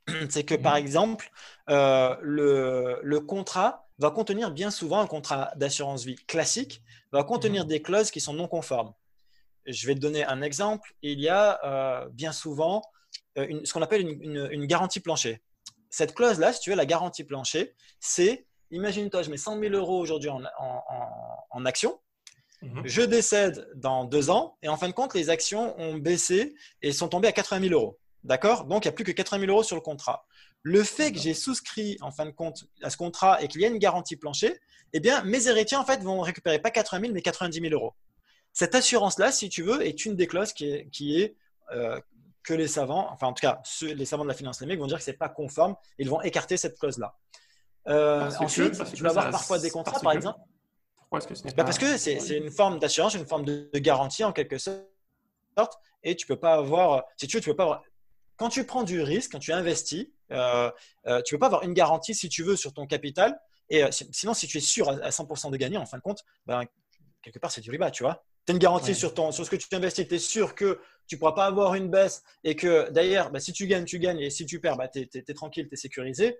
Bah, au final, on va dire c'est du riba en fait. C'est pas bon, tu vois. C'est pas viable. Tu me parlais au début de la partie de l'assurance vie, ça concerne deux choses. La première chose, c'est de laisser de l'argent je sais pas, à ses héritiers ou à sa famille. Quand on meurt, automatiquement, il y a une somme qui est débloquée. Mais la somme, du coup, ce n'est pas forcément la somme qui a été investie dans l'assurance vie. Ça dépend de l'évolution des marchés. Exactement. Ça va dépendre de l'évolution des cours. C'est-à-dire que je veux dire, en général, dans l'assurance vie, ce qu'on voit dans les publicités, c'est que voilà, si on investit, par exemple, on commence à investir dans l'assurance vie, quel que soit le moment où voilà, si la personne décède, elle déléguera, je sais pas, 100 000 euros à chacun de ses actifs, même si elle n'a pas 100 000 euros d'investi, ou je comprends mal. Alors là, je pense que si réellement on te dit, vous investissez une somme, même si vous n'avez pas mis 100 000 euros et qu'on donne 100 000 euros, ça c'est le volet capital d'essai, comme je te le disais tout à l'heure. Oui. Si on te dit, vous mettez 100 000 euros en assurance vie et vous êtes sûr de transmettre 100 000 euros, ça veut simplement dire qu'ils utilisent, et d'ailleurs j'allais revenir là-dessus, un support qui est non conforme dans les produits qu'ils utilisent. En fait, ils vont utiliser ce qu'on appelle un support euro, où là c'est un support garanti. D'ailleurs, il n'y a quasiment que des obligations d'État, etc., qui est rémunéré entre, on va dire, 1 et 2% actuellement. Et donc, du coup, ben oui, tu as une garantie sur ton capital. Là, oui, effectivement. Mais ce produit-là, justement, par rapport à la même problématique que j'ai dit tout à l'heure, n'existe pas dans nos contrats d'assurance vie. Ce n'est pas possible. D'accord? Donc, les fonds d'investissement, tu ne peux pas avoir à l'intérieur de ton assurance vie un support euro qui est pas conforme, en fait, qui est garanti, qui est pas conforme. Donc, dans le contrat d'assurance vie qu'on commercialise, ce support n'existe pas et donc tu ne peux pas avoir une garantie comme dans les autres contrats à la banque, etc., sur le montant que tu as mis. Je n'ai pas très bien compris la partie sur être conforme et pas conforme. Qu'est-ce que tu veux dire par là? Pourquoi ce serait pas conforme? Alors, eh bien, parce que si tu veux, l'investissement n'est pas licite en fin de compte. Si tu veux, le fait de l'argent que tu mets 100 000 euros à l'intérieur de ton assurance vie, d'accord? Oui. Cet argent-là va être investi sur ce qu'on appelle un support euro. Ce support, il est garanti. Tu es sûr de récupérer 100 000 euros. Ton argent, tu es sûr de le retrouver. Et en fait, comment on va le rémunérer? Ton argent, on va le prêter à l'État. La plupart, c'est des obligations d'État. On va te prêter à l'État et tu vas avoir en contrepartie une rémunération. Donc ça, c'est du riba pur et dur déjà. Okay. Tu vois? En fait, c'est comme si tu étais toi à la banque et que tu prêtais à l'État et que tu récupérais les intérêts derrière. Ou une obligation, etc. Donc ces supports-là ne sont pas conformes. D'accord, je vois. Ok. Tu vois? Et donc, il faut sélectionner que des supports conformes. Et donc, à l'intérieur de l'assurance vie, tu n'as que ces supports-là. Mais qui dit support conforme dit prise de risque sur mon investissement. Pour pouvoir, un des grands principes de la finance islamique, c'est pour pouvoir prétendre à un gain, eh bien, il faut qu'il y ait une vraie prise de risque en fin de compte de ma part. L'argent ne ramène pas de l'argent comme ça gratuitement sans qu'il y ait une prise de risque, un investissement réel, concret derrière, tu vois. Donc voilà, c'est pour ça qu'il y a une petite nuance par rapport au contrat d'assurance vie classique. D'accord. Et donc, vous, votre rôle, c'est de faire en sorte que le contrat soit licite, soit halal, et que le client n'ait pas à se focaliser sur la partie à vérifier toutes les lignes pour voir s'il n'y a pas il y a un seuil plancher de sécurité, ou il y a telle clause ou telle clause qui fait que l'assurance vie n'est pas halal. C'est ça. Alors nous, notre rôle, plus précisément, c'est d'utiliser la bonne solution au bon client. Donc, utiliser un contrat d'assurance vie s'il y a nécessité de l'utiliser pour le client, que c'est un bon produit pour le client. Et ce contrat d'assurance vie halal qui est certifié par un comité de savants ou dont lui, le rôle est de dire le contrat est halal, les fonds d'investissement sont halal, tout est halal dans ce contrat-là. D'accord? Ça, c'est vraiment le rôle de la conformité et délégué directement au comité qui valide le produit. D'accord.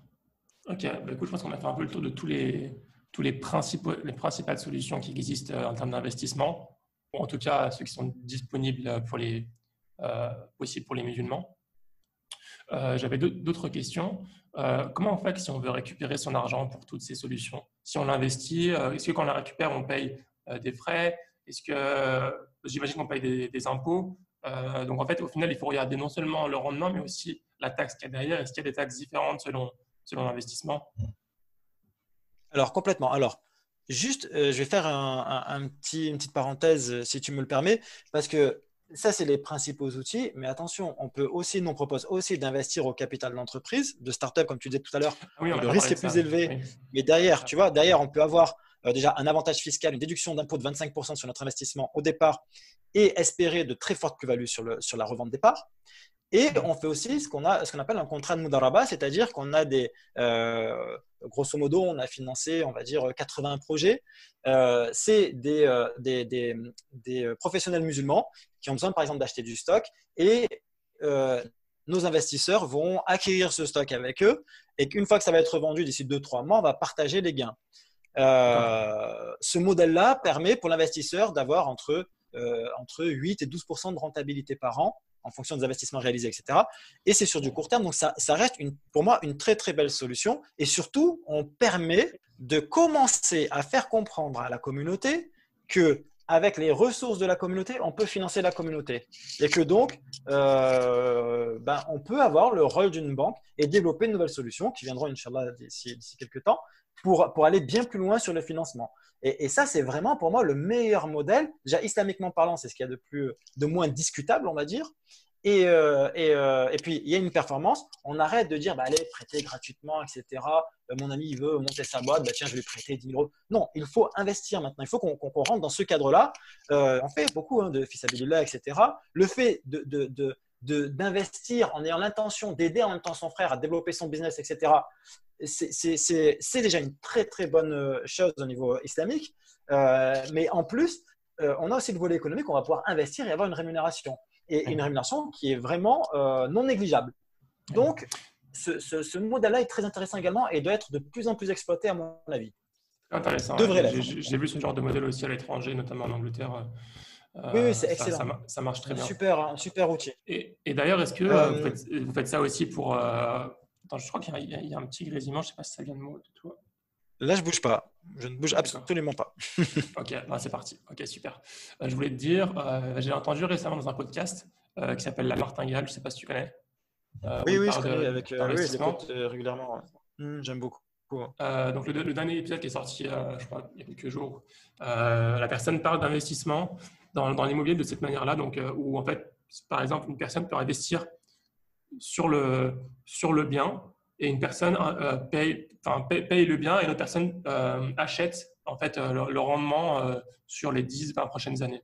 Donc au final, par exemple, si un bien coûte 100 000 €, moi je décide je m'en fiche d'avoir du rendement, je veux juste avoir le bien dans 10 ou 20 ans, je vois le long terme, je vais payer le bien 70 000 €. On va dire qu'on va partager ça à 70%, 30%. Mais entre-temps, pendant ces 10, 15, 20 ans, c'est à la personne qui a payé les 30% qui récupérera tous les rendements de toutes les rentes de cette période-là. C'est quelque Alors, chose que… effectivement, alors, oui, si tu veux, là, c'est encore un petit peu plus particulier. Dans l'idée, collecter des ressources pour financer l'immobilier, le pro, etc., on est à fond dessus. Et pour moi, c'est notre grand challenge 2021-2022. En revanche, ce que tu es en train de dire, c'est encore un peu plus particulier, c'est ce qu'on appelle du démembrement. Donc, il y a effectivement un démembrement, c'est-à-dire qu'on détermine aujourd'hui la valeur de l'usufruit et la valeur de la nue propriété. Celui qui veut juste récupérer le bien dans 20 ans, donc lui, il détient la nue propriété, les murs, et il apporte donc, il paye, si tu veux, en quelque sorte, les murs. Et de l'autre côté, ceux qui veulent juste le rendement, eux, payent l'usufruit. Donc, ils amènent leurs ressources pour avoir l'usufruit, pour bénéficier des loyers pendant ces 10, 15, 20 ans. Et l'autre personne a acheté 70%, 60% le prix du bien qu'il aura dans 20 ans. Donc, c'est quelque chose qui existe, islamiquement parlant. J'ai déjà commencé à regarder un petit peu. Il y avait quelques zones qui me posaient question. Je t'avouerai que je n'ai pas plus avancé que ça sur cette question-là. Ça peut être une idée, une solution possible, mais il y en a d'autres que nous sommes en train d'exploiter pour pouvoir financer l'immobilier, etc. Parce que pour nous, très clairement, Murabaha, les banques et Murabaha, aujourd'hui, ce qui a été mis en place jusqu'à présent ne répond pas aux attentes des musulmans. Et il faut absolument que l'on ait d'autres alternatives bien plus intéressantes et bien plus proches de la réalité que vivent les musulmans au quotidien. Oui, tout le monde l'aura tu compris, m'avais posé des j'espère. questions. Mais juste pour terminer, la banque, parce qu'il y a du riba, et la murabaha, donc parce que ça coûte plus cher qu'un emprunt classique à la banque. Alors oui, bien plus alors, cher. alors la problématique, tu sais, Murabaha, ça coûte excessivement cher. Les courtiers, il y a une partie qui peut s'expliquer, mais le reste, il y a quand même une grosse partie, c'est parce qu'il n'y a aucune concurrence ou peu de concurrence. Et donc, eh bien, c'est simple, tu travailles avec les banques, tu sais très bien qu'elles, c'est la course au rendement. Donc, je suis sur une niche, si je peux facturer le plus cher possible, je facturerai le plus cher possible. Et j'ai des tas d'exemples sur l'assurance emprunteur. J'ai un exemple sur ce volet-là, où on comprend bien que c'est du business. Et si on peut facturer plein pot, on facturera plein pot. Mais c'est surtout le fait que quasiment personne n'est éligible. Et qu'en plus, si tu veux, le comportement, si tu veux, moi je n'arrive pas à dissocier le comportement islamique du produit islamique. C'est-à-dire que je trouve incompréhensible de vendre un produit en mentant, en manquant de transparence, en trichant, etc. Pour moi, ça ne peut pas être conforme. Ou en n'étant pas bienveillant avec le client. Tu vois, c'est tout un comportement quand même notre religion. C'est pas juste signer un… Pourquoi tu dis que c'est un mensonge et que les choses sont cachées? Alors là, je ne suis pas sur Murabaha, je suis sur d'autres choses, mais pour rester sur Murabaha, par exemple, si tu vois le comportement des banques, comment elles agissent avec la personne qui vient demander Murabaha, mais c'est une véritable catastrophe. C'est scandaleux. Tu vois? Donc oui, on a cette alternative-là. Et encore une fois, nous, en tant que conseiller en gestion de patrimoine, on l'exploite, etc., on l'utilise. Mais la réalité, c'est que les gens qui ont mis ça en place, je ne comprends pas qu'ils n'aient pas tapé du poing il y a bien longtemps et que moi, je me suis accroché avec toutes les banques. Enfin, avec toutes les banques, il n'y en a pas 150, mais avec tous les responsables, je me suis accroché en leur disant c'est quoi ce service que vous proposez. Je leur ai fait des réclamations, etc., en disant que c'était scandaleux de traiter les gens comme ils le faisaient. Et des trucs tout bêtes. Ils n'ont jamais ouvert le dossier, ils disent ah ben il manquait une pièce dedans, alors que c'est pas vrai. La pièce elle y était. C'est encore hier, avant-hier, on m'a parlé de ça, tu vois. Ils n'ont jamais ouvert le dossier. En fait, ils disent ah ben ce sera la semaine prochaine. Et puis en fait, ça devait passer déjà en commission cette semaine, c'est pas passé. Ils disent qu'il manquait une pièce, alors que c'est du mensonge. J'ai même pas ouvert le dossier, tu vois. Mais des tas de choses comme ça. Et vraiment, on te traite et donc t'es pas content, on s'en fiche. Il y a 60 000 personnes, le marché potentiel, on parle de 60 000 familles qui veulent devenir propriétaires chaque année. S'il y a 500 000 dossiers dans l'année qui sont faits, tout acteur confondu, c'est le bout du monde. Donc autant dire qu'on s'en fiche complètement que tu prennes pas, que tu sois pas content. On en a d'autres qui attendent derrière. Tu vois, ça pour moi c'est pas un comportement islamique. Après, c'est bien sûr, c'est selon le degré d'exigence de chacun. Nous, on est comme ça. Moi, c'est mon point de vue, qui n'est peut-être pas partagé par tout le monde. Après, chacun sa vision des choses. Mais moi, c'est ce que je pense. Et c'est pour ça que je dis, en dehors du fait que ça coûte cher, il n'y a pas que ça. C'est que ça ne répond pas à grand monde. Et surtout, il y a d'autres alternatives qu'il faut absolument mettre en place. Mais pour cela, si la communauté musulmane ne comprend pas qu'elle est capable de s'autofinancer, de créer elle-même ses propres solutions, si tu veux, le futur, c'est le musulman qui va le faire. C'est pas, il faut arrêter de compter toujours sur les banques, etc. C'est aussi aux musulmans de s'investir, de montrer, de réagir et de montrer leur capacité à réagir et à se financer, comme sur la plateforme que je te dis pour financer les pros, comme demain on financera l'immobilier. Et on en a largement la capacité. Et on a compris que ce que tu veux dire par là, c'est que voilà, les banques, on va pas citer les noms des banques, Non, mais non, non, absolument pas. les banques qui fournissent ces services-là ne fournissent pas des produits respectables pour leurs clients. En fait, les clients ne sont pas respectés de la même manière que lorsque tu vas dans une autre banque où là, voilà, on fournit un service professionnel et dans les banques que tu mentionnes, on va là-bas, ils se disent voilà, il y a 60 000 personnes qui attendent derrière. T'es content, t'es content, tu viens, t'es pas content, tu dégages, on s'en fiche. Bon, ça je connaissais pas cette approche-là. Je savais pas que ça se passait vraiment comme ça parce que j'ai jamais testé, pour te dire. Mais ouais, Bah, je suis surpris. il suffit de se renseigner, hein, voir un peu ceux qui sont passés par telle banque ou telle banque. Regarder un peu les commentaires, tu verras qu'ils vont tous te dire, enfin, en grande partie, à part si demain, bien sûr, hein, j'interroge 10 personnes clients à moi avec qui ça s'est bien passé et que je les fais témoigner, ben, bien sûr, si tu veux, si nous, on était courtier, d'accord, et que sur chaque dossier, je gagnais entre 2 et 5 000 euros de commission.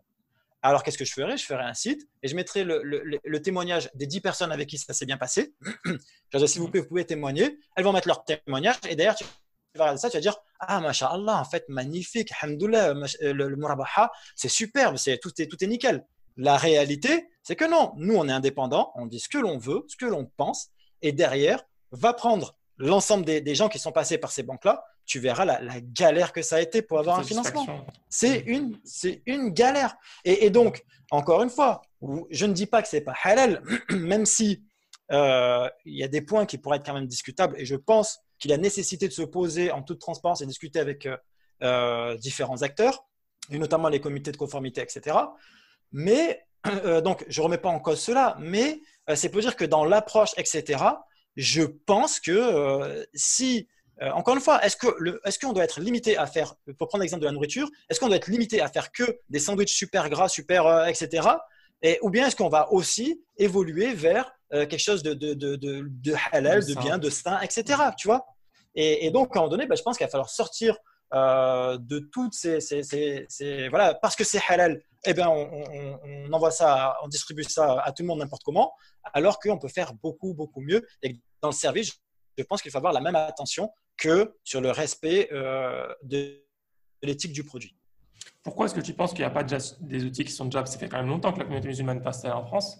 Pourquoi est-ce que tu penses qu'il n'y a pas déjà des outils, des services qui sont déjà en train de fonctionner, hein, qui sont déjà là Alors, je pense que principalement, la première des choses, c'est que les acteurs en place à l'origine ont tenté absolument d'intégrer la finance islamique dans les banques. C'était la façon de faire la plus simple.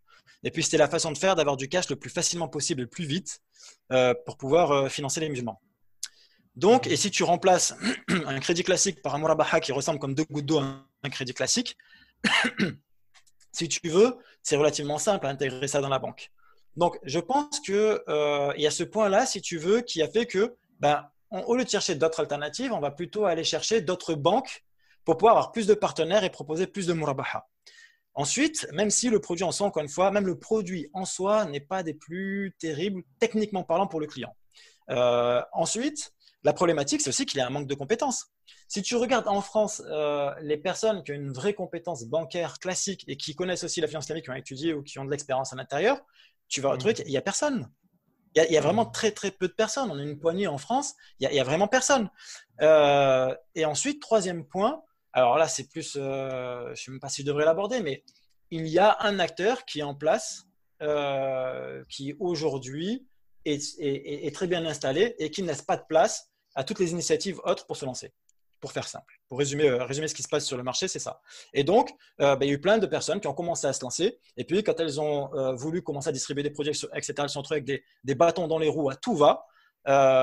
Et du coup, elles ont complètement laissé tomber, elles ont disparu. Et, voilà. Et nous sommes parmi les seuls à avoir tenir bon et à continuer à évoluer très, très rapidement sur le marché. Quel type de bâton dans les roues aussi, enfin, les gens reçoivent par rapport. Je peux te donner des exemples très, très simples. La banque qui propose Murabaha, par exemple, tu la contactes et tu lui dis je veux distribuer avec vous le produit. Ils te répondent ah non, on travaille avec tel acteur et puis il nous a dit en France, sur la finance islamique, il n'y a que des voleurs, que des gens malhonnêtes, des gens pas sérieux, donc on veut rester qu'avec lui. Je vais donner 3 exemples. Hein. Ça, c'est pour Murabaha. Pour la SCPI, je propose le contrat de SCPI et on te dit Ah, vous êtes dans la finance islamique? Oui. Ah ben non, alors, si vous voulez, pour commercialiser auprès des non-musulmans, là, on peut faire des partenariats, il n'y a pas de problème. Mais par contre, sur la finance islamique, non, il faut passer par tel acteur, c'est tout, hein. On a un petit arrangement oral. En fait, on crée des monopoles, on a un engagement oral. Et donc, on leur laisse. Donc, ça veut dire que le musulman, il est obligé de passer par eux. Donc, aucune concurrence possible. Ils payent les frais plein pot et c'est complètement à leur désavantage. Mais c'est pas grave. Parce qu'on s'est mis d'accord, on fait ça. Et derrière, tu proposes la SCPI et tu reçois un appel de la société de gestion qui te dit attendez, comment vous faites, etc. C'est pas normal, on vous avait dit de ne pas intervenir sur le marché de la finance islamique. Mais qu'est-ce que c'est que ce délire? Ils me disent on a eu un appel d'un tel qui s'est plaint. L'assurance vie, même principe. On te signe un partenariat, tu marches très, très, très, très bien, ça fonctionne super. Et on t'appelle, on te dit en fait, on a une plainte d'un de vos concurrents qui est très installé sur la place et qui nous a dit en fait, voilà, qu'on devait travailler qu'avec eux, il fallait les consulter avant de travailler avec les autres. Mais qu'est-ce que c'est que ça? C'est des bâtons dans les roues qu'on a tous rencontrés. Certains acteurs, alors, pour être vraiment, tu sais, moi je suis quelqu'un de très transparent, très cash et ce qu'il y a à dire, je le dis et après chacun en fait ce qu'il veut. Il y a un acteur, si tu veux, qui a souffert de tout ça. Qu'est-ce qu'il a fait aujourd'hui? Il a attaqué l'autre acteur, ce qui est complètement… tu te rends compte où on en arrive, hein. Il a attaqué un autre acteur en justice et lundi, j'étais moi-même à la police judiciaire en train de témoigner sur est-ce que c'est vrai ou est-ce que c'est pas vrai. C'est quand même un truc de dingue, tu vois. J'ai que ça à faire, moi, aller parler de mon frère un tel et mon frère un tel sur un sujet où, et en plus les deux sont mes concurrents quelque part, c'est fou. Et on me demande à moi d'intervenir sur ce que j'ai vécu, tu vois. Est-ce que c'est vrai, est-ce que c'est pas vrai? Mais pour te dire, voilà, il y a des acteurs qui en souffrent, qui n'ont pas réussi qui n'avaient pas peut-être le même modèle que nous, qui n'avaient pas la même expérience que nous, la même connaissance que nous sur, tu vois, en gestion de patrimoine, il faut une certaine maîtrise, tu vois, et donc qui n'ont pas réussi à s'en sortir comme nous, et du coup qui aujourd'hui passent par le volet légal, judiciaire, etc. Tu vois. Mais c'est pour te dire, c'est ce genre de contraintes qui est sur le marché, et je pense, et j'ai des exemples en tête, il y a des personnes qui avaient démarré et qui sont repartis, soit dans la banque classique, soit vers d'autres choses, qui ont été complètement dégoûtés de cette façon de faire et qui ont disparu du marché. Wallahu a'lam. Moi, je pensais que le principal frein, c'était justement de collaborer avec toutes ces plateformes non islamiques, par exemple, avec tous ces acteurs qui font des SCPI, mais qui ne veulent pas faire des SCPI halal. Enfin, voilà. Ou bien des banques qui ne veulent pas faire des placements de fonds où l'argent est investi dans des choses halal. Mais tu es en train de me dire que là, il n'y a pas que ça. Il n'y a pas que ça. Exactement. Il y a ce premier volet, tu as raison, mais une fois qu'il y a des produits qui sont installés, le deuxième volet, c'est d'essayer de te tuer avant même que tu aies le temps de signer le premier contrat, en fait, de gagner ton premier euro. Et c'est pour ça que, encore une fois, islamiquement parlant, il y a quand même pas mal de choses qu'on devrait poser sur la table tous ensemble et dire qu'est-ce qu'on fait, où on va. Voilà. Bon, bah écoute, on espère que le marché de la finance en France va se diversifier et va évoluer. Oui, écoute, encore une fois, on va dire que voilà, il faut s'attendre à ce genre de réaction. Ben, si tu es tout seul sur le marché pendant tant d'années et que tu gagnes énormément d'argent parce que tu n'as pas de concurrent et parce que les gens n'ont pas l'information qu'ils peuvent faire autrement, tu as tout intérêt à tuer le premier qui se pointe, en fait. Tu vois. Donc oui, mais c'est quelque chose qui ne tient pas sur le long terme. Ce n'est pas possible. Il y a le volet juridique, il y a le fait que les gens ne sont pas dupes, les musulmans ne sont pas dupes. Je vais donner un exemple. Quand tu as un fameux courtier historique qui te dit ton murabaha, ok, tu peux le faire. Par contre, ce que je ferais si j'étais toi, je mettrais moins d'apport et je ferais à côté de la SCPI. Tu verras comme ça, tu te gardes une épargne géniale. Tu vois. Mais 99% des musulmans à qui tu proposes pas, ils ne sont pas dupes, ils vont aller faire le calcul. Tu vois. Ils vont dire mais attends, je suis en train de mettre sur le papier. Ils se rendent bien compte que tu es en train de leur proposer là quelque chose qui va uniquement t'arranger toi et dans lequel il ne sera pas gagnant. Ou en tout cas prouve-lui sur papier. Et ça, il n'y a personne qui le fera. Il n'y a qu'une structure comme la nôtre qui va dire vas-y, fais voir, attends, on va reprendre. Alors, si tu mets tant en murabaha et que tu réduis ton apport et que tu bascules sur la SCPI, fais voir le calcul. Ah ben non, en fin de compte, tu es perdant. Ne le fais pas, mais plutôt ton apport. Pourquoi? Parce qu'on n'a pas d'intérêt financier là-dessus. Mais pour un courtier lambda, qu'est-ce qu'il va faire? Il va dire je vais gagner mes 3 000 euros en courtage et je vais aussi gagner 2 000, 3 000, 4 000 euros sur la SCPI. Donc, ils ont tout intérêt à faire ça, tu vois. Mais je crois sincèrement que ça fonctionne un temps, que les musulmans ne sont pas dupes et qu'à un moment donné, il y a une prise de conscience et que quand on commence à voir qu'on insiste trop sur fais de la SCPI, fais ça en complément, etc., eh bien, ils se disent tiens, il y a peut-être un intérêt financier, pourquoi il est si persistant? Et j'ai beaucoup de personnes qui reviennent vers moi à ce titre-là. Donc, tu vois, je suis aussi convaincu qu'un jour ou l'autre, les musulmans vont se rendre compte de tout ça. Pour me faire l'avocat du diable, c'est un peu comme ça que ça fonctionne dans tous les cabinets de gestion de patrimoine. C'est pas vrai? quelque chose de nouveau. Et ça marche. Complètement. Et si ça existe, c'est que ça marche. Enfin, je veux dire, les gens, ils trouvent leur compte aussi. Je suis entièrement d'accord et c'est pour cela qu'il faut prendre conscience de ce que veut dire un cabinet indépendant et non indépendant. C'est-à-dire que oui, c'est la pratique dans 99% des cabinets. Pourquoi? Parce qu'ils ont un intérêt financier à le faire et ils préfèrent gagner plus avec le client qu'ils ont en face d'eux, avec un petit montage, sans expliquer clairement pourquoi c'est réellement avantageux sur papier pour le client, surtout en pensant à leur avantage pécunier à eux. Et oui, bien sûr, je te rejoins, 99%, ça marche comme ça de partout. Ça marche comme ça de partout. Maintenant, est-ce que c'est ce que l'on veut? Est-ce que éthiquement, est-ce que ça fait partie de mon éthique à moi? Personnellement, non. Mais encore une fois, peut-être que j'ai des exigences. Je suis peut-être trop bienveillant pour le consommateur, pour le client, par rapport à la pratique globale, habituelle, générale.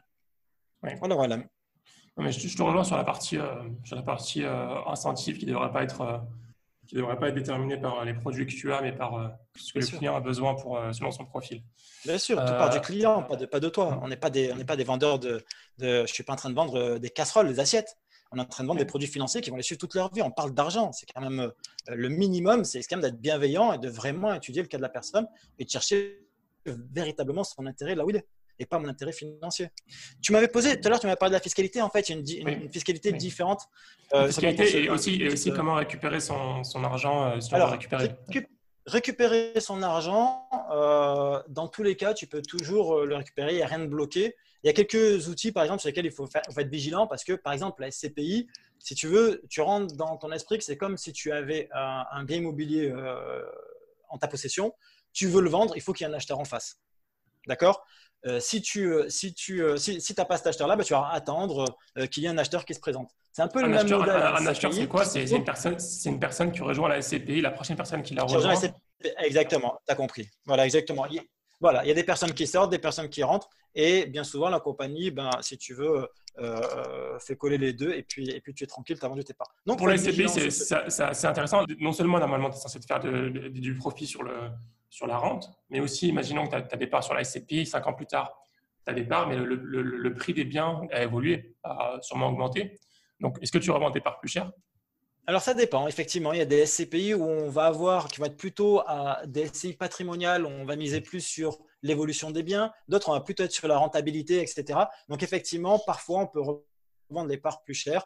D'autres, on est quasiment au même prix et par contre, on a plus de rentabilité. Ça, c'est vraiment des stratégies, si tu veux, type pour la société de gestion. OK? Mais si tu veux, ce que je voulais surtout dire, c'est qu'il faut être vigilant quand même sur ce titre-là. Aujourd'hui, si tu veux, il y a énormément. La SCPI, au départ, pour te donner une idée, le capital, il était de 5 millions. Donc, c'est un capital variable, 5 millions. Ensuite, ils l'ont monté à 20 millions. Là, je ne sais plus s'ils ont déjà voté ou pas encore le passage à 50 millions, 60 millions. Il a 20 millions en l'espace de… Là, il a 20 millions de tête, oui. Et on est encore… Et je ne sais pas si la dernière assemblée, ils ont encore… Le capital minimal. La SCPI, oui. Oui, c'est ça. Non, le plafond, le plafond du capital. Tu sais, dans une.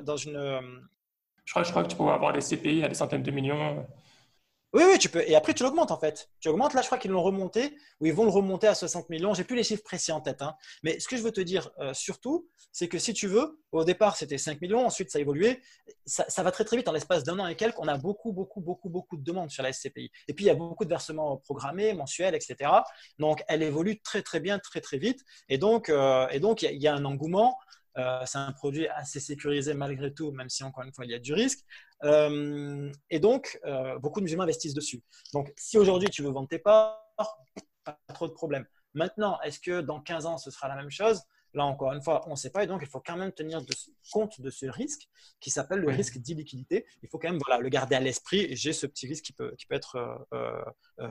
arriver. Et donc, peut-être que je vais attendre 6 mois, 9 mois pour vendre mes parts. Donc, voilà, il faut être vigilant à ce titre-là et le savoir. Mais sinon, tu peux récupérer tes parts entre-temps sans problème. Tu fais une vente et c'est réglé. Pour moi, c'est la meilleure alternative. C'est peut-être même mieux que l'investissement locatif. Dans le sens où tu n'as pas à t'occuper de la gestion du bien, de faire attention à ce que les rentes soient là tous les mois, de changer de locataire, de faire les réparations, de t'occuper des loyers, tout ça. Si tu veux, il y a deux choses. Alors, à capital, si tu veux, si j'ai 100 000 euros et que j'ai le choix entre acheter un bien ou investir en SCPI, effectivement, moi, je serais plutôt d'avis, encore que ça s'étudie par secteur géographique, etc. On ne prend pas pour argent comptant tout ce que je dis. Hein, c'est bien souvent le cas, mais ça ne veut pas dire que c'est tout le temps le cas. Effectivement, c'est peut-être plus intéressant de basculer directement sur la SCPI et être tranquille. Par contre, pour ceux qui passent par du financement, donc l'effet de levier via Murabaha, là, c'est autre chose. Ça s'étudie. Il faut vraiment le regarder parce qu'on peut aussi se développer un patrimoine avec 3, 4, 5, 6 biens via Murabaha et mettre les biens en location. Donc, et profiter de l'effet de levier. Disons que tu n'as pas les 100 000 euros. Tu espères avoir 100 000 euros peut-être dans 10 ans, je ne sais pas, tu mets 10 000 euros par an, je ne sais pas, je dis un chiffre comme ça. Tu vas mettre 10 000 euros par an. Au lieu d'attendre d'avoir les 100 000 euros, tu peux les investir chaque année ou tous les mois. Tous les mois jusqu'à atteindre cette somme-là. Oui, je suis d'accord. Et en plus de ça, récupérer des rentes tous les trimestres. Je suis d'accord, complètement. Et du coup, disons pour le cas où on investit 100 000, on a 100 000 euros investis dans une CPI. Donc la rente, moi j'aime bien les exemples, les cas pratiques. Donc tous les ans, on récupère 4 500 euros en moyenne, on va dire. Donc l'équivalent de 1 200 à 1 200 euros par trimestre. Donc l'équivalent de 400 euros par mois. Et ces 400 euros sont à comparer à la rente qu'on aurait avec un loyer pour un logement de ce même prix. Exactement. Et typiquement, c'est tout à fait ça. Ouais, pour un bien à 100 000 euros, sûrement que c'est possible d'avoir, je ne sais pas, ça dépend du lieu, ça dépend de plein de choses, mais disons qu'on pourrait très bien facilement se faire, je ne sais pas, 600 euros par mois, j'ai un chiffre au hasard, je ne me connais pas trop, mais 600 euros. Mais dans les 600 euros, voilà, il faudra compter qu'il y a des mois où on n'aura personne dans le logement, donc on aura zéro. Voilà. Donc, tu vas avoir ce qu'on appelle la vacance locative. Voilà, tu vas avoir la vacance locative, les travaux à faire, répondre au téléphone quand son évier est bouché, lui amener une ampoule parce qu'elle a l'ampoule à griller, le changement de locataire, la taxe foncière que tu vas payer. Donc, il y a tous ces inconvénients-là, si tu veux, qui font que bien souvent… Alors déjà, 600 euros, ça fait du 7,2 brut à l'année. C'est quand même déjà pas mal pour un investissement locatif parce que tu ne retrouves pas ce rendement de partout. Je veux dire, en Ile-de-France, c'est déjà compliqué de trouver ce genre de rentabilité. Attention. Mais peu importe, tu peux trouver, notamment en province, etc. J'ai des gens qui le trouvent, il n'y a pas de souci. Mais voilà, effectivement, derrière, c'est différentes contraintes dont il faut tenir compte. Oui. Et au final, ce que tu récupères vraiment dans la poche, j'ai l'impression que c'est soit pas loin, soit en dessous de… Exactement. En tout cas, c'est équivalent, mais sans les problèmes de gestion qui vont avec. Moi, j'ai eu typiquement cet exemple avec un client. Il a un appartement en location. Il a commencé à mettre 25 000 euros sur la SCPI et il lui restait encore 100 et quelques mille euros. Qu'est-ce qu'il a fait? Il m'a dit, écoute, j'ai bien regardé, j'ai refait les calculs entre mon appartement et la SCPI. Il a attendu d'avoir les premiers rendements, bien sûr, c'est 25 000 euros, etc. Qu'est-ce qu'il a fait? Il a dit, tiens, 100 000 euros, on refait un nouveau versement. Donc, il a complété, si tu veux. Il a tout mis directement dessus. Il a dit… déjà, je ne me tracasse pas. Et en plus, une fois que tu enlèves tout, en termes de rentabilité, on est quasiment sur les mêmes montants. Donc, j'en reste là et c'est bon. Et puis, j'ai moins de risques parce qu'il y a plusieurs biens, etc. Oui, enfin, il y a une diversification derrière sur les biens. Quand tu mets 100 000 euros sur un bien, tu n'as qu'un seul bien. Demain, on te dit, il y a un projet de travaux, on va vous faire un grand bâtiment devant ta porte. Le permis est accepté. Et ben, toi, ton bien, il va les temps, il a perdu du temps. Donc, tu vois, il y a tout ce volet-là dont il faut tenir compte. Tu es beaucoup plus exposé au risque en étant sur un seul bien que sur la multitude de biens qui sont à l'intérieur d'une SCPI. Et c'est des grands bâtiments, etc., des choses sur lesquelles tu ne pourrais pas avoir accès, toi, à titre particulier en règle générale. D'accord. Ouais. Et puis, c'est même possible, j'imagine, d'investir. Imaginons qu'on a investi 100 000 euros. Une fois qu'on a mis 100 000 euros, on récupère les réinvestis dans la SCPI à chaque fois. Exactement. Complètement. Tout à fait réalisable. Et c'est ce qu'il faut faire d'ailleurs. Hein. Et d'ailleurs, c'est ce qu'il faut faire au plus vite. C'est-à-dire qu'en fait, ce qu'il faut faire, c'est que par exemple, tu as 1 000 euros qui tombent au mois de, par exemple, au trimestre.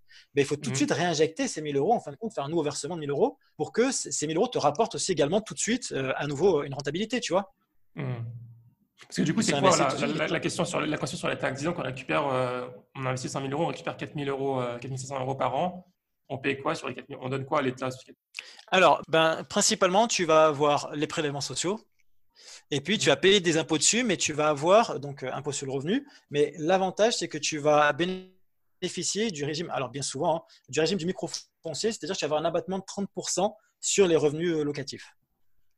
D'accord? Donc, si tu as 4 000 euros, tu vas déduire 30% et ensuite là-dessus, tu vas avoir un impôt sur le revenu à payer. Et tu vas avoir les 17,2 de prélèvements sociaux qu'on n'évite jamais et qu'on a tout le temps à régler.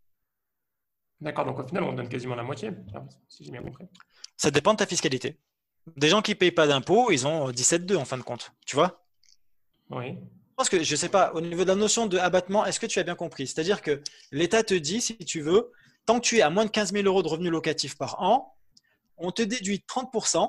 C'est un cadeau quelque part fiscal parce que tu es sous le régime du microfoncier et là-dessus, on ne t'impose pas. Ah, d'accord, parce Par on a contre, des le seuils, reste, en fait. par contre, voilà. Par contre, le reste, c'est vrai que tu ne dépasses pas les 15 000 euros. Après, le reste, tu vas le déclarer à tes impôts normalement et sur le reste, donc, tu vas payer des impôts. OK? Donc, ça va dépendre de ton impôt. Donc, les 17,2, tu les évites pas et le reste, en fait, ça va dépendre de l'impôt sur le revenu que tu payes. Je parle pour mon cas parce que voilà, j'ai l'occasion de te poser la question. Et pour mon cas qui travaille à l'étranger, qui a mes revenus à l'étranger, qui paye mes impôts à l'étranger, est-ce que c'est possible d'investir dans une CPI? Est-ce que c'est rentable pour moi Alors, d'investir dans une CPI? oui, c'est possible. Il faut encore regarder une fois la fiscalité. C'est très particulier. Moi, j'ai eu le cas avec des Suisses. Donc, il faut regarder toujours les conventions. Et puis, tu sais, il y a des conventions entre les pays, des conventions fiscales qui disent, ben voilà, sur tel investissement, telle opération, etc., voilà ce qui est appliqué dans le pays d'origine, dans le pays où est fait l'investissement, etc. Donc, il faut regarder ces conventions. Avec la Suisse, de tête, j'essaie de me souvenir, je crois qu'ils prenaient d'office 20% de frais. 20%, une commission de 20% sur les gains. La Suisse ou L'État, la France? l'État français prenait 20% directement sur les gains. J'ai plus vraiment les montants en tête, hein, je te donne un exemple, mais c'est pour te dire qu'il va falloir regarder au cas par cas la fiscalité prévue dans ces cas de figure et puis voir ce que ça donne comme rendement effectivement en fonction de où je suis. D'accord. Et même si l'investissement, le gain est réinvesti directement, il faudra quand même payer Oui, sur. Voilà. oui, à partir du moment où tu as une rémunération, ça sort. Contrairement à l'assurance vie où tu vois tout ce qui se passe à l'intérieur en versement, en fin de compte, toi aujourd'hui, tu ne payes pas d'impôt dessus. C'est à l'intérieur de l'assurance vie, tu es tranquille, comme sur un PEA Oui. par exemple. Mais dans ces cas de figure, à partir du moment où l'argent t'est reversé, et même si tu l'as investi, peu importe, tu vas devoir payer de l'impôt sur ces revenus locatifs. D'accord. Donc maintenant, je vois encore plus l'intérêt d'investir dans une assurance vie. Donc, Oui, et l'intérêt de voir tout ça avec un gestionnaire de patrimoine, pas faire n'importe quoi. Surtout, voilà, c'est ça. Surtout d'être accompagné pour pas faire n'importe quoi, parce qu'il y a beaucoup de choses, il y a de plus en plus de solutions sur le marché, etc. Et donc, il faut vraiment les utiliser de la meilleure façon qui soit dans notre cas de figure. Et ça peut passer que par une étude personnalisée de mon cas de figure, mes projets, etc., mon profil, pour avoir les meilleures solutions dans mon cas à moi et uniquement à moi. D'accord. Et dernière grosse question par rapport à ça, est-ce qu'il est possible d'emprunter de l'argent de manière halal et de l'investir, par exemple, dans des CPI ou dans d'autres types de fonds? Ce que font régulièrement les personnes qui sont non musulmanes font ça, ils empruntent pour investir dans. C'est vrai. C'est vrai, ça se fait. Aujourd'hui, je vois pas comment ça pourrait se faire si ce n'est par un prêt à taux zéro. Donc, entre amis, entre proches, ou faire un montage un peu spécifique, ça pourrait se réfléchir. Mais aujourd'hui, en tout cas, ça n'existe pas. Personne ne fait ça. Et si tu veux, étant donné qu'en finance islamique, il faut toujours que tu aies un actif sous-jacent, ben là, le fait de te prêter de l'argent, d'habitude, qu'est-ce qu'on fait? On te prête de l'argent, tu achètes tes parts et tu es tranquille. Tu rembourses ton crédit et derrière, soit d'une manière in fine, etc. Bon, il y a plusieurs montages qui peuvent se faire, mais tu as ton crédit, tu es tranquille, tu gères comme tu veux, on t'a prêté à toi. Là, si tu veux, en finance islamique, tu ne peux pas prêter de l'argent et avoir en contrepartie un gain comme ça sans sous-jacent, sans opération d'investissement réalisé avec ton argent derrière, etc. Donc, le fait de le faire comme ça, passer l'argent et avoir un retour, bah, ce serait du riba, c'est un crédit en fait classique, et donc on peut pas l'avoir. Mais tu me parlais de l'investissement justement pour le fundraising pour les entreprises, les musulmans qui veulent avoir de l'argent de fonds qui partagent derrière les rendements sur une période C'est donnée. ça. Alors Ça, c'est l'idée, ça possible. pourrait être. Alors voilà, alors en fait, si tu veux, l'idée, ça pourrait être ça. C'est pour ça que je t'ai dit, ça n'existe pas pour l'instant, mais l'idée, pourquoi pas, qui pourrait se développer, c'est de dire, j'ai un savoir-faire, je sais investir l'argent. Vous avez d'ailleurs des banques islamiques proposent cela. Hein. Elles te proposent un contrat de type Mudaraba qui dit qu'en fait, tu apportes ton argent à la banque, elle a le savoir-faire, toi, tu as le cash. Elle va investir cet argent, elle va réaliser des opérations et elle va partager avec toi le gain de ces opérations à hauteur de temps. Donc, on peut développer la même solution, ce serait tout à fait envisageable. Il faut vraiment y réfléchir parce qu'il y a un gros volet réglementaire sur ce point-là parce que là, on devient un petit peu société de gestion. En fait, on etc. devient une banque en fait à ce moment-là. On fait le travail de la On banque. Ce que devient, fait la banque avec notre argent. c'est ça, c'est ça. On devient un peu banquier, donc, ou plus précisément, on devient société de gestion. Et dès lors, il faut quand même certains agréments, etc., qui sont pas forcément très très simples à avoir, et surtout qui demandent un niveau de compétence important. Et voilà, typiquement, moi, je serais pas capable, si tu veux, de créer une société de gestion et d'être moi gestionnaire d'actifs. En fait, c'est pas moi qui vais faire les investissements sur telle action, etc. Oui. C'est pas ma capacité. Il y a des spécialistes et des asset managers qui savent faire ça, qui le font très bien. Et donc, c'est ces personnes-là qu'il faudrait mettre à contribution. Mais si tu veux, dans l'idée, techniquement, c'est pas impossible. C'est pas impossible. Ça peut se réaliser, ça peut se matérialiser sous forme de produit. Comment derrière, il faut le réfléchir pour respecter le cadre réglementaire, juridique, etc. Tu sais, moi, je suis très, très, très vigilant sur l'aspect réglementaire, juridique, etc. Ouais. On ne fait pas n'importe quoi. Donc, voilà, je prends toujours des. Parce que c'est techniquement, pour moi, c'est le plus gros avantage, entre guillemets, injuste qu'ont les personnes qui peuvent se permettre de faire des emprunts dans n'importe quelle banque. C'est que voilà, eux, ils empruntent, voilà, ils ont un projet, ils empruntent même avec parfois zéro apport. Ils empruntent, je sais pas, 100 000, 200 000 euros. C'est ça. Ils achètent un logement, ils remboursent leur crédit avec le prix avec la rente. Et pour eux, ça leur coûte rien. Ils prennent quasiment pas beaucoup de risques. Et derrière, ils ont le logement quasiment, on va dire, gratuitement. Alors attention, sur l'immobilier, comme j'ai dit tout à l'heure, on peut le faire. Hein. On peut faire via Murabaha, par exemple, faire de l'investissement locatif. Et donc, on profite. Ce que tu es en train d'appeler là, ça s'appelle l'effet de levier. C'est-à-dire, avec peu d'argent sorti de ma poche, en fin de compte, je gagne plus parce que je passe par un emprunt. Et en fait, tu fais ton Murabaha, exactement ce que tu viens de citer. Tu fais Murabaha, tu achètes le bien, tu as un locataire, en fin de compte, qui va payer ton financement. Et toi, tu développes ton patrimoine comme ça. Et dans 15 ans, tu as le bien qui t'appartient, tu rentres tes loyers nets dans la poche. Ça, c'est très intéressant. C'est des solutions de gestion de patrimoine que l'on met en place, que l'on va accentuer notamment avec des clients qui en ont besoin, mais qui seront plus voilà, CSP+, etc., pour protéger le conjoint survivant quand il aura une assurance emprunteur, halal, qui va arriver. Donc, c'est vraiment une solution, gestion de patrimoine, encore une fois, pure et dure, qui va pouvoir vraiment permettre de se développer un patrimoine et même de protéger la famille grâce aux solutions qui sont à venir d'ici les quelques mois ou années, là peut-être dans un an, sur le marché. Est-ce qu'il existe une Mais solution ça se réalise. intermédiaire entre l'investissement locatif et la SCPI? Je m'explique. L'investissement locatif, l'avantage, c'est qu'à la fin, on détient le bien. Il y a beaucoup plus de risques, mais on détient le bien. Donc ça, c'est quand même pratique. Alors la CPI, c'est moins de risques, mais on ne détient pas le bien à la fin. Est-ce qu'il y a une solution intermédiaire où on peut investir à plusieurs et à la fin détenir un bien? À mon sens, créer une SCI qui permet d'avoir suffisamment… Alors, que je réfléchisse. Oui, créer une SCI à l'intérieur de laquelle, et on passe par une option. Alors, soit on passe par un cercle restreint d'investisseurs, c'est-à-dire que tu vas t'adresser juste à quelques personnes autour de toi. Tu ne fais pas une pub sur Internet, hein, venez investir dans ma SCI, sinon c'est fini. Donc, tu fais de la pub autour de toi avec tes proches, on met tous un peu d'argent, on va acheter un bien, et au fur et à mesure, alors vous allez avoir de la rentabilité, et en même temps, au fur et à mesure des années, je vais racheter vos parts. Ça, c'est tout à fait possible, c'est envisageable. Et ça paraîtrait le bon compromis entre les deux solutions. En revanche, ça voudra dire qu'il faut des investisseurs avec des capitaux et revient à ce que je t'ai dit en début de discussion où il y a de ça quelques minutes. Si la communauté comprend qu'on peut réaliser des opérations comme ça et se met vraiment sur ce volet-là, nous, on a tous les outils pour le faire. D'accord ?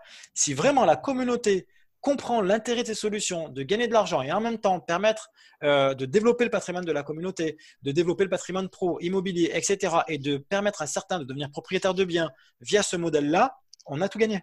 On a tout gagné. Mais il faut une prise de conscience de la communauté. La communauté, grosso modo, elle peut mettre de côté… Allez, si elle a le même comportement que le comportement français de manière générale, elle peut mettre de côté grosso modo 15 milliards par an. Sur ces 15 milliards, les études disent que notre communauté, sur ces 15 milliards, il y a un tiers qui est prête à investir sur du long terme. Donc 5 milliards par an. Est-ce que tu te rends compte?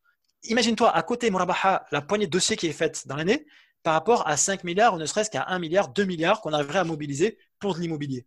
C'est une goutte d'eau l'immobilier, le Murabaha à côté. Pour des solutions qui sont bien plus intéressantes, bien plus conformes à notre éthique, respectueuse de chacun, où l'investisseur gagne de l'argent et où l'acheteur rentre chez lui à des conditions préférables.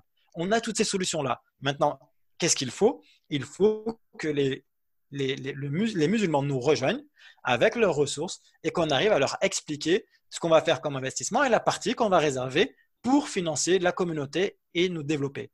Il faut qu'on raisonne en termes de communauté, en termes de groupe et plus en termes d'individus et penser chacun pour soi et parce qu'on va être divergent sur un point ou je ne sais quoi, on s'en fiche. Il y a des choses sur lesquelles il n'y a pas de divergence et on peut travailler ensemble. Venons travailler là-dessus tous ensemble, on arrivera à faire des choses extraordinaires. Écoute, Christophe, c'était super intéressant. On finit sur une très belle note. Je remercie beaucoup pour tout. C'est ce que j'allais dire. Je t'en prie. Est-ce que tu as un livre ou un contenu? Donc, on a parlé de la martingale. Est-ce que c'est un contenu que tu conseilles? Est-ce que tu as d'autres contenus que tu conseilles en termes de livres, documentaires, podcasts, que ce soit sur le sujet ou d'autres sujets d'ailleurs? Alors, d'une manière générale, c'est vrai que la martingale, je trouve que c'est plutôt bien fait, pertinent, relativement intéressant. Ils interrogent beaucoup de startups qui ont cartonné et c'est toujours un vrai modèle pour nous. Et puis après, moi, je suis rarement quand même sur les non, groupes, là, etc. je pense que tu confonds avec son autre podcast qui est Génération de Success. Là, c'est les startups. La martingale, c'est sur tout ce qui est investissement. Donc, il a interviewé des personnes dans… Ah non, n'importe quoi, je confonds avec Dans l'arène, pardon. Excuse-moi, c'est Dans l'arène que je trouve. Ben voilà, alors un podcast intéressant dans l'arène. Exactement. Mais la martingale, attends, pourquoi j'ai écouté?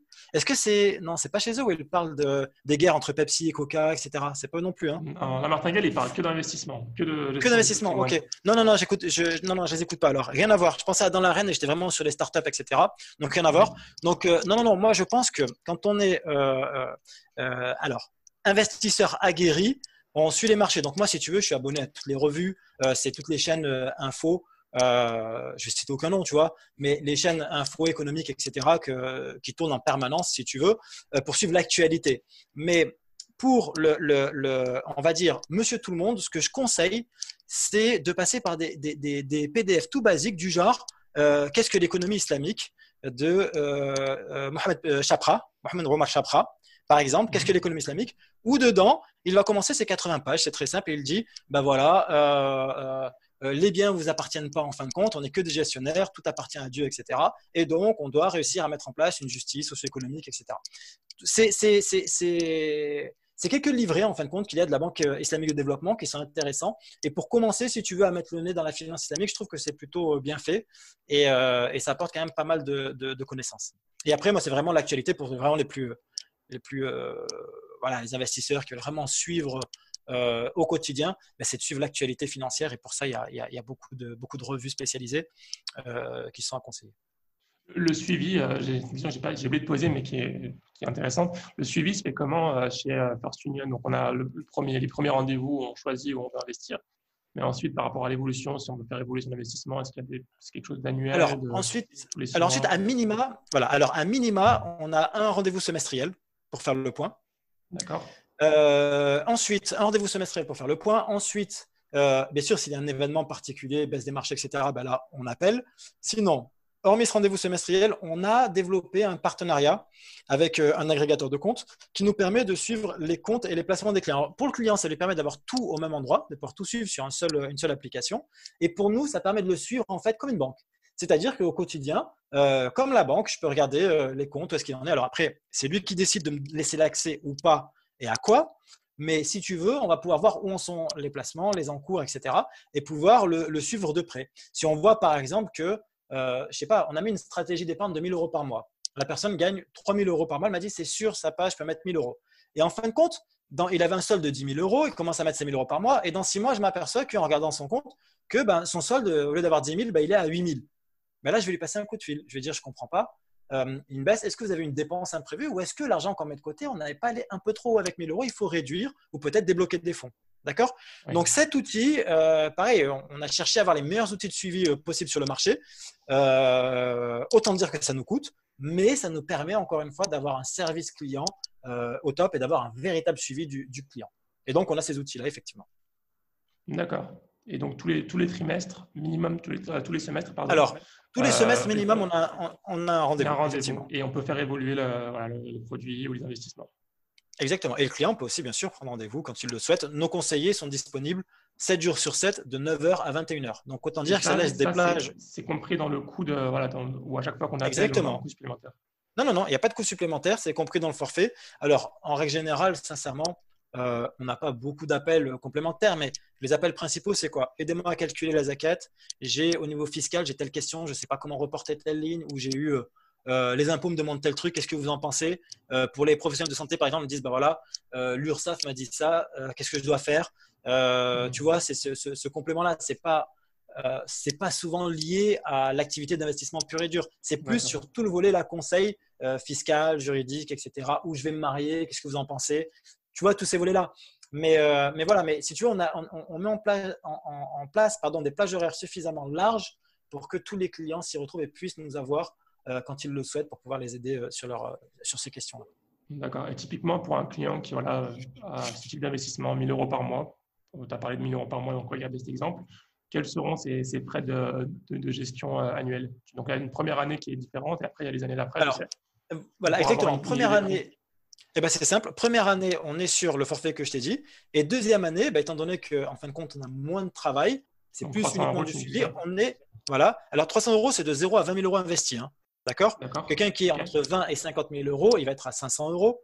Et ensuite, comme ça évolue en fonction des montants. Et le plafond, c'est pour la première année. Le plafond la première année, c'est pour ceux qui investissent plus de 100 000 euros, on a 1 000 euros de frais. D'accord?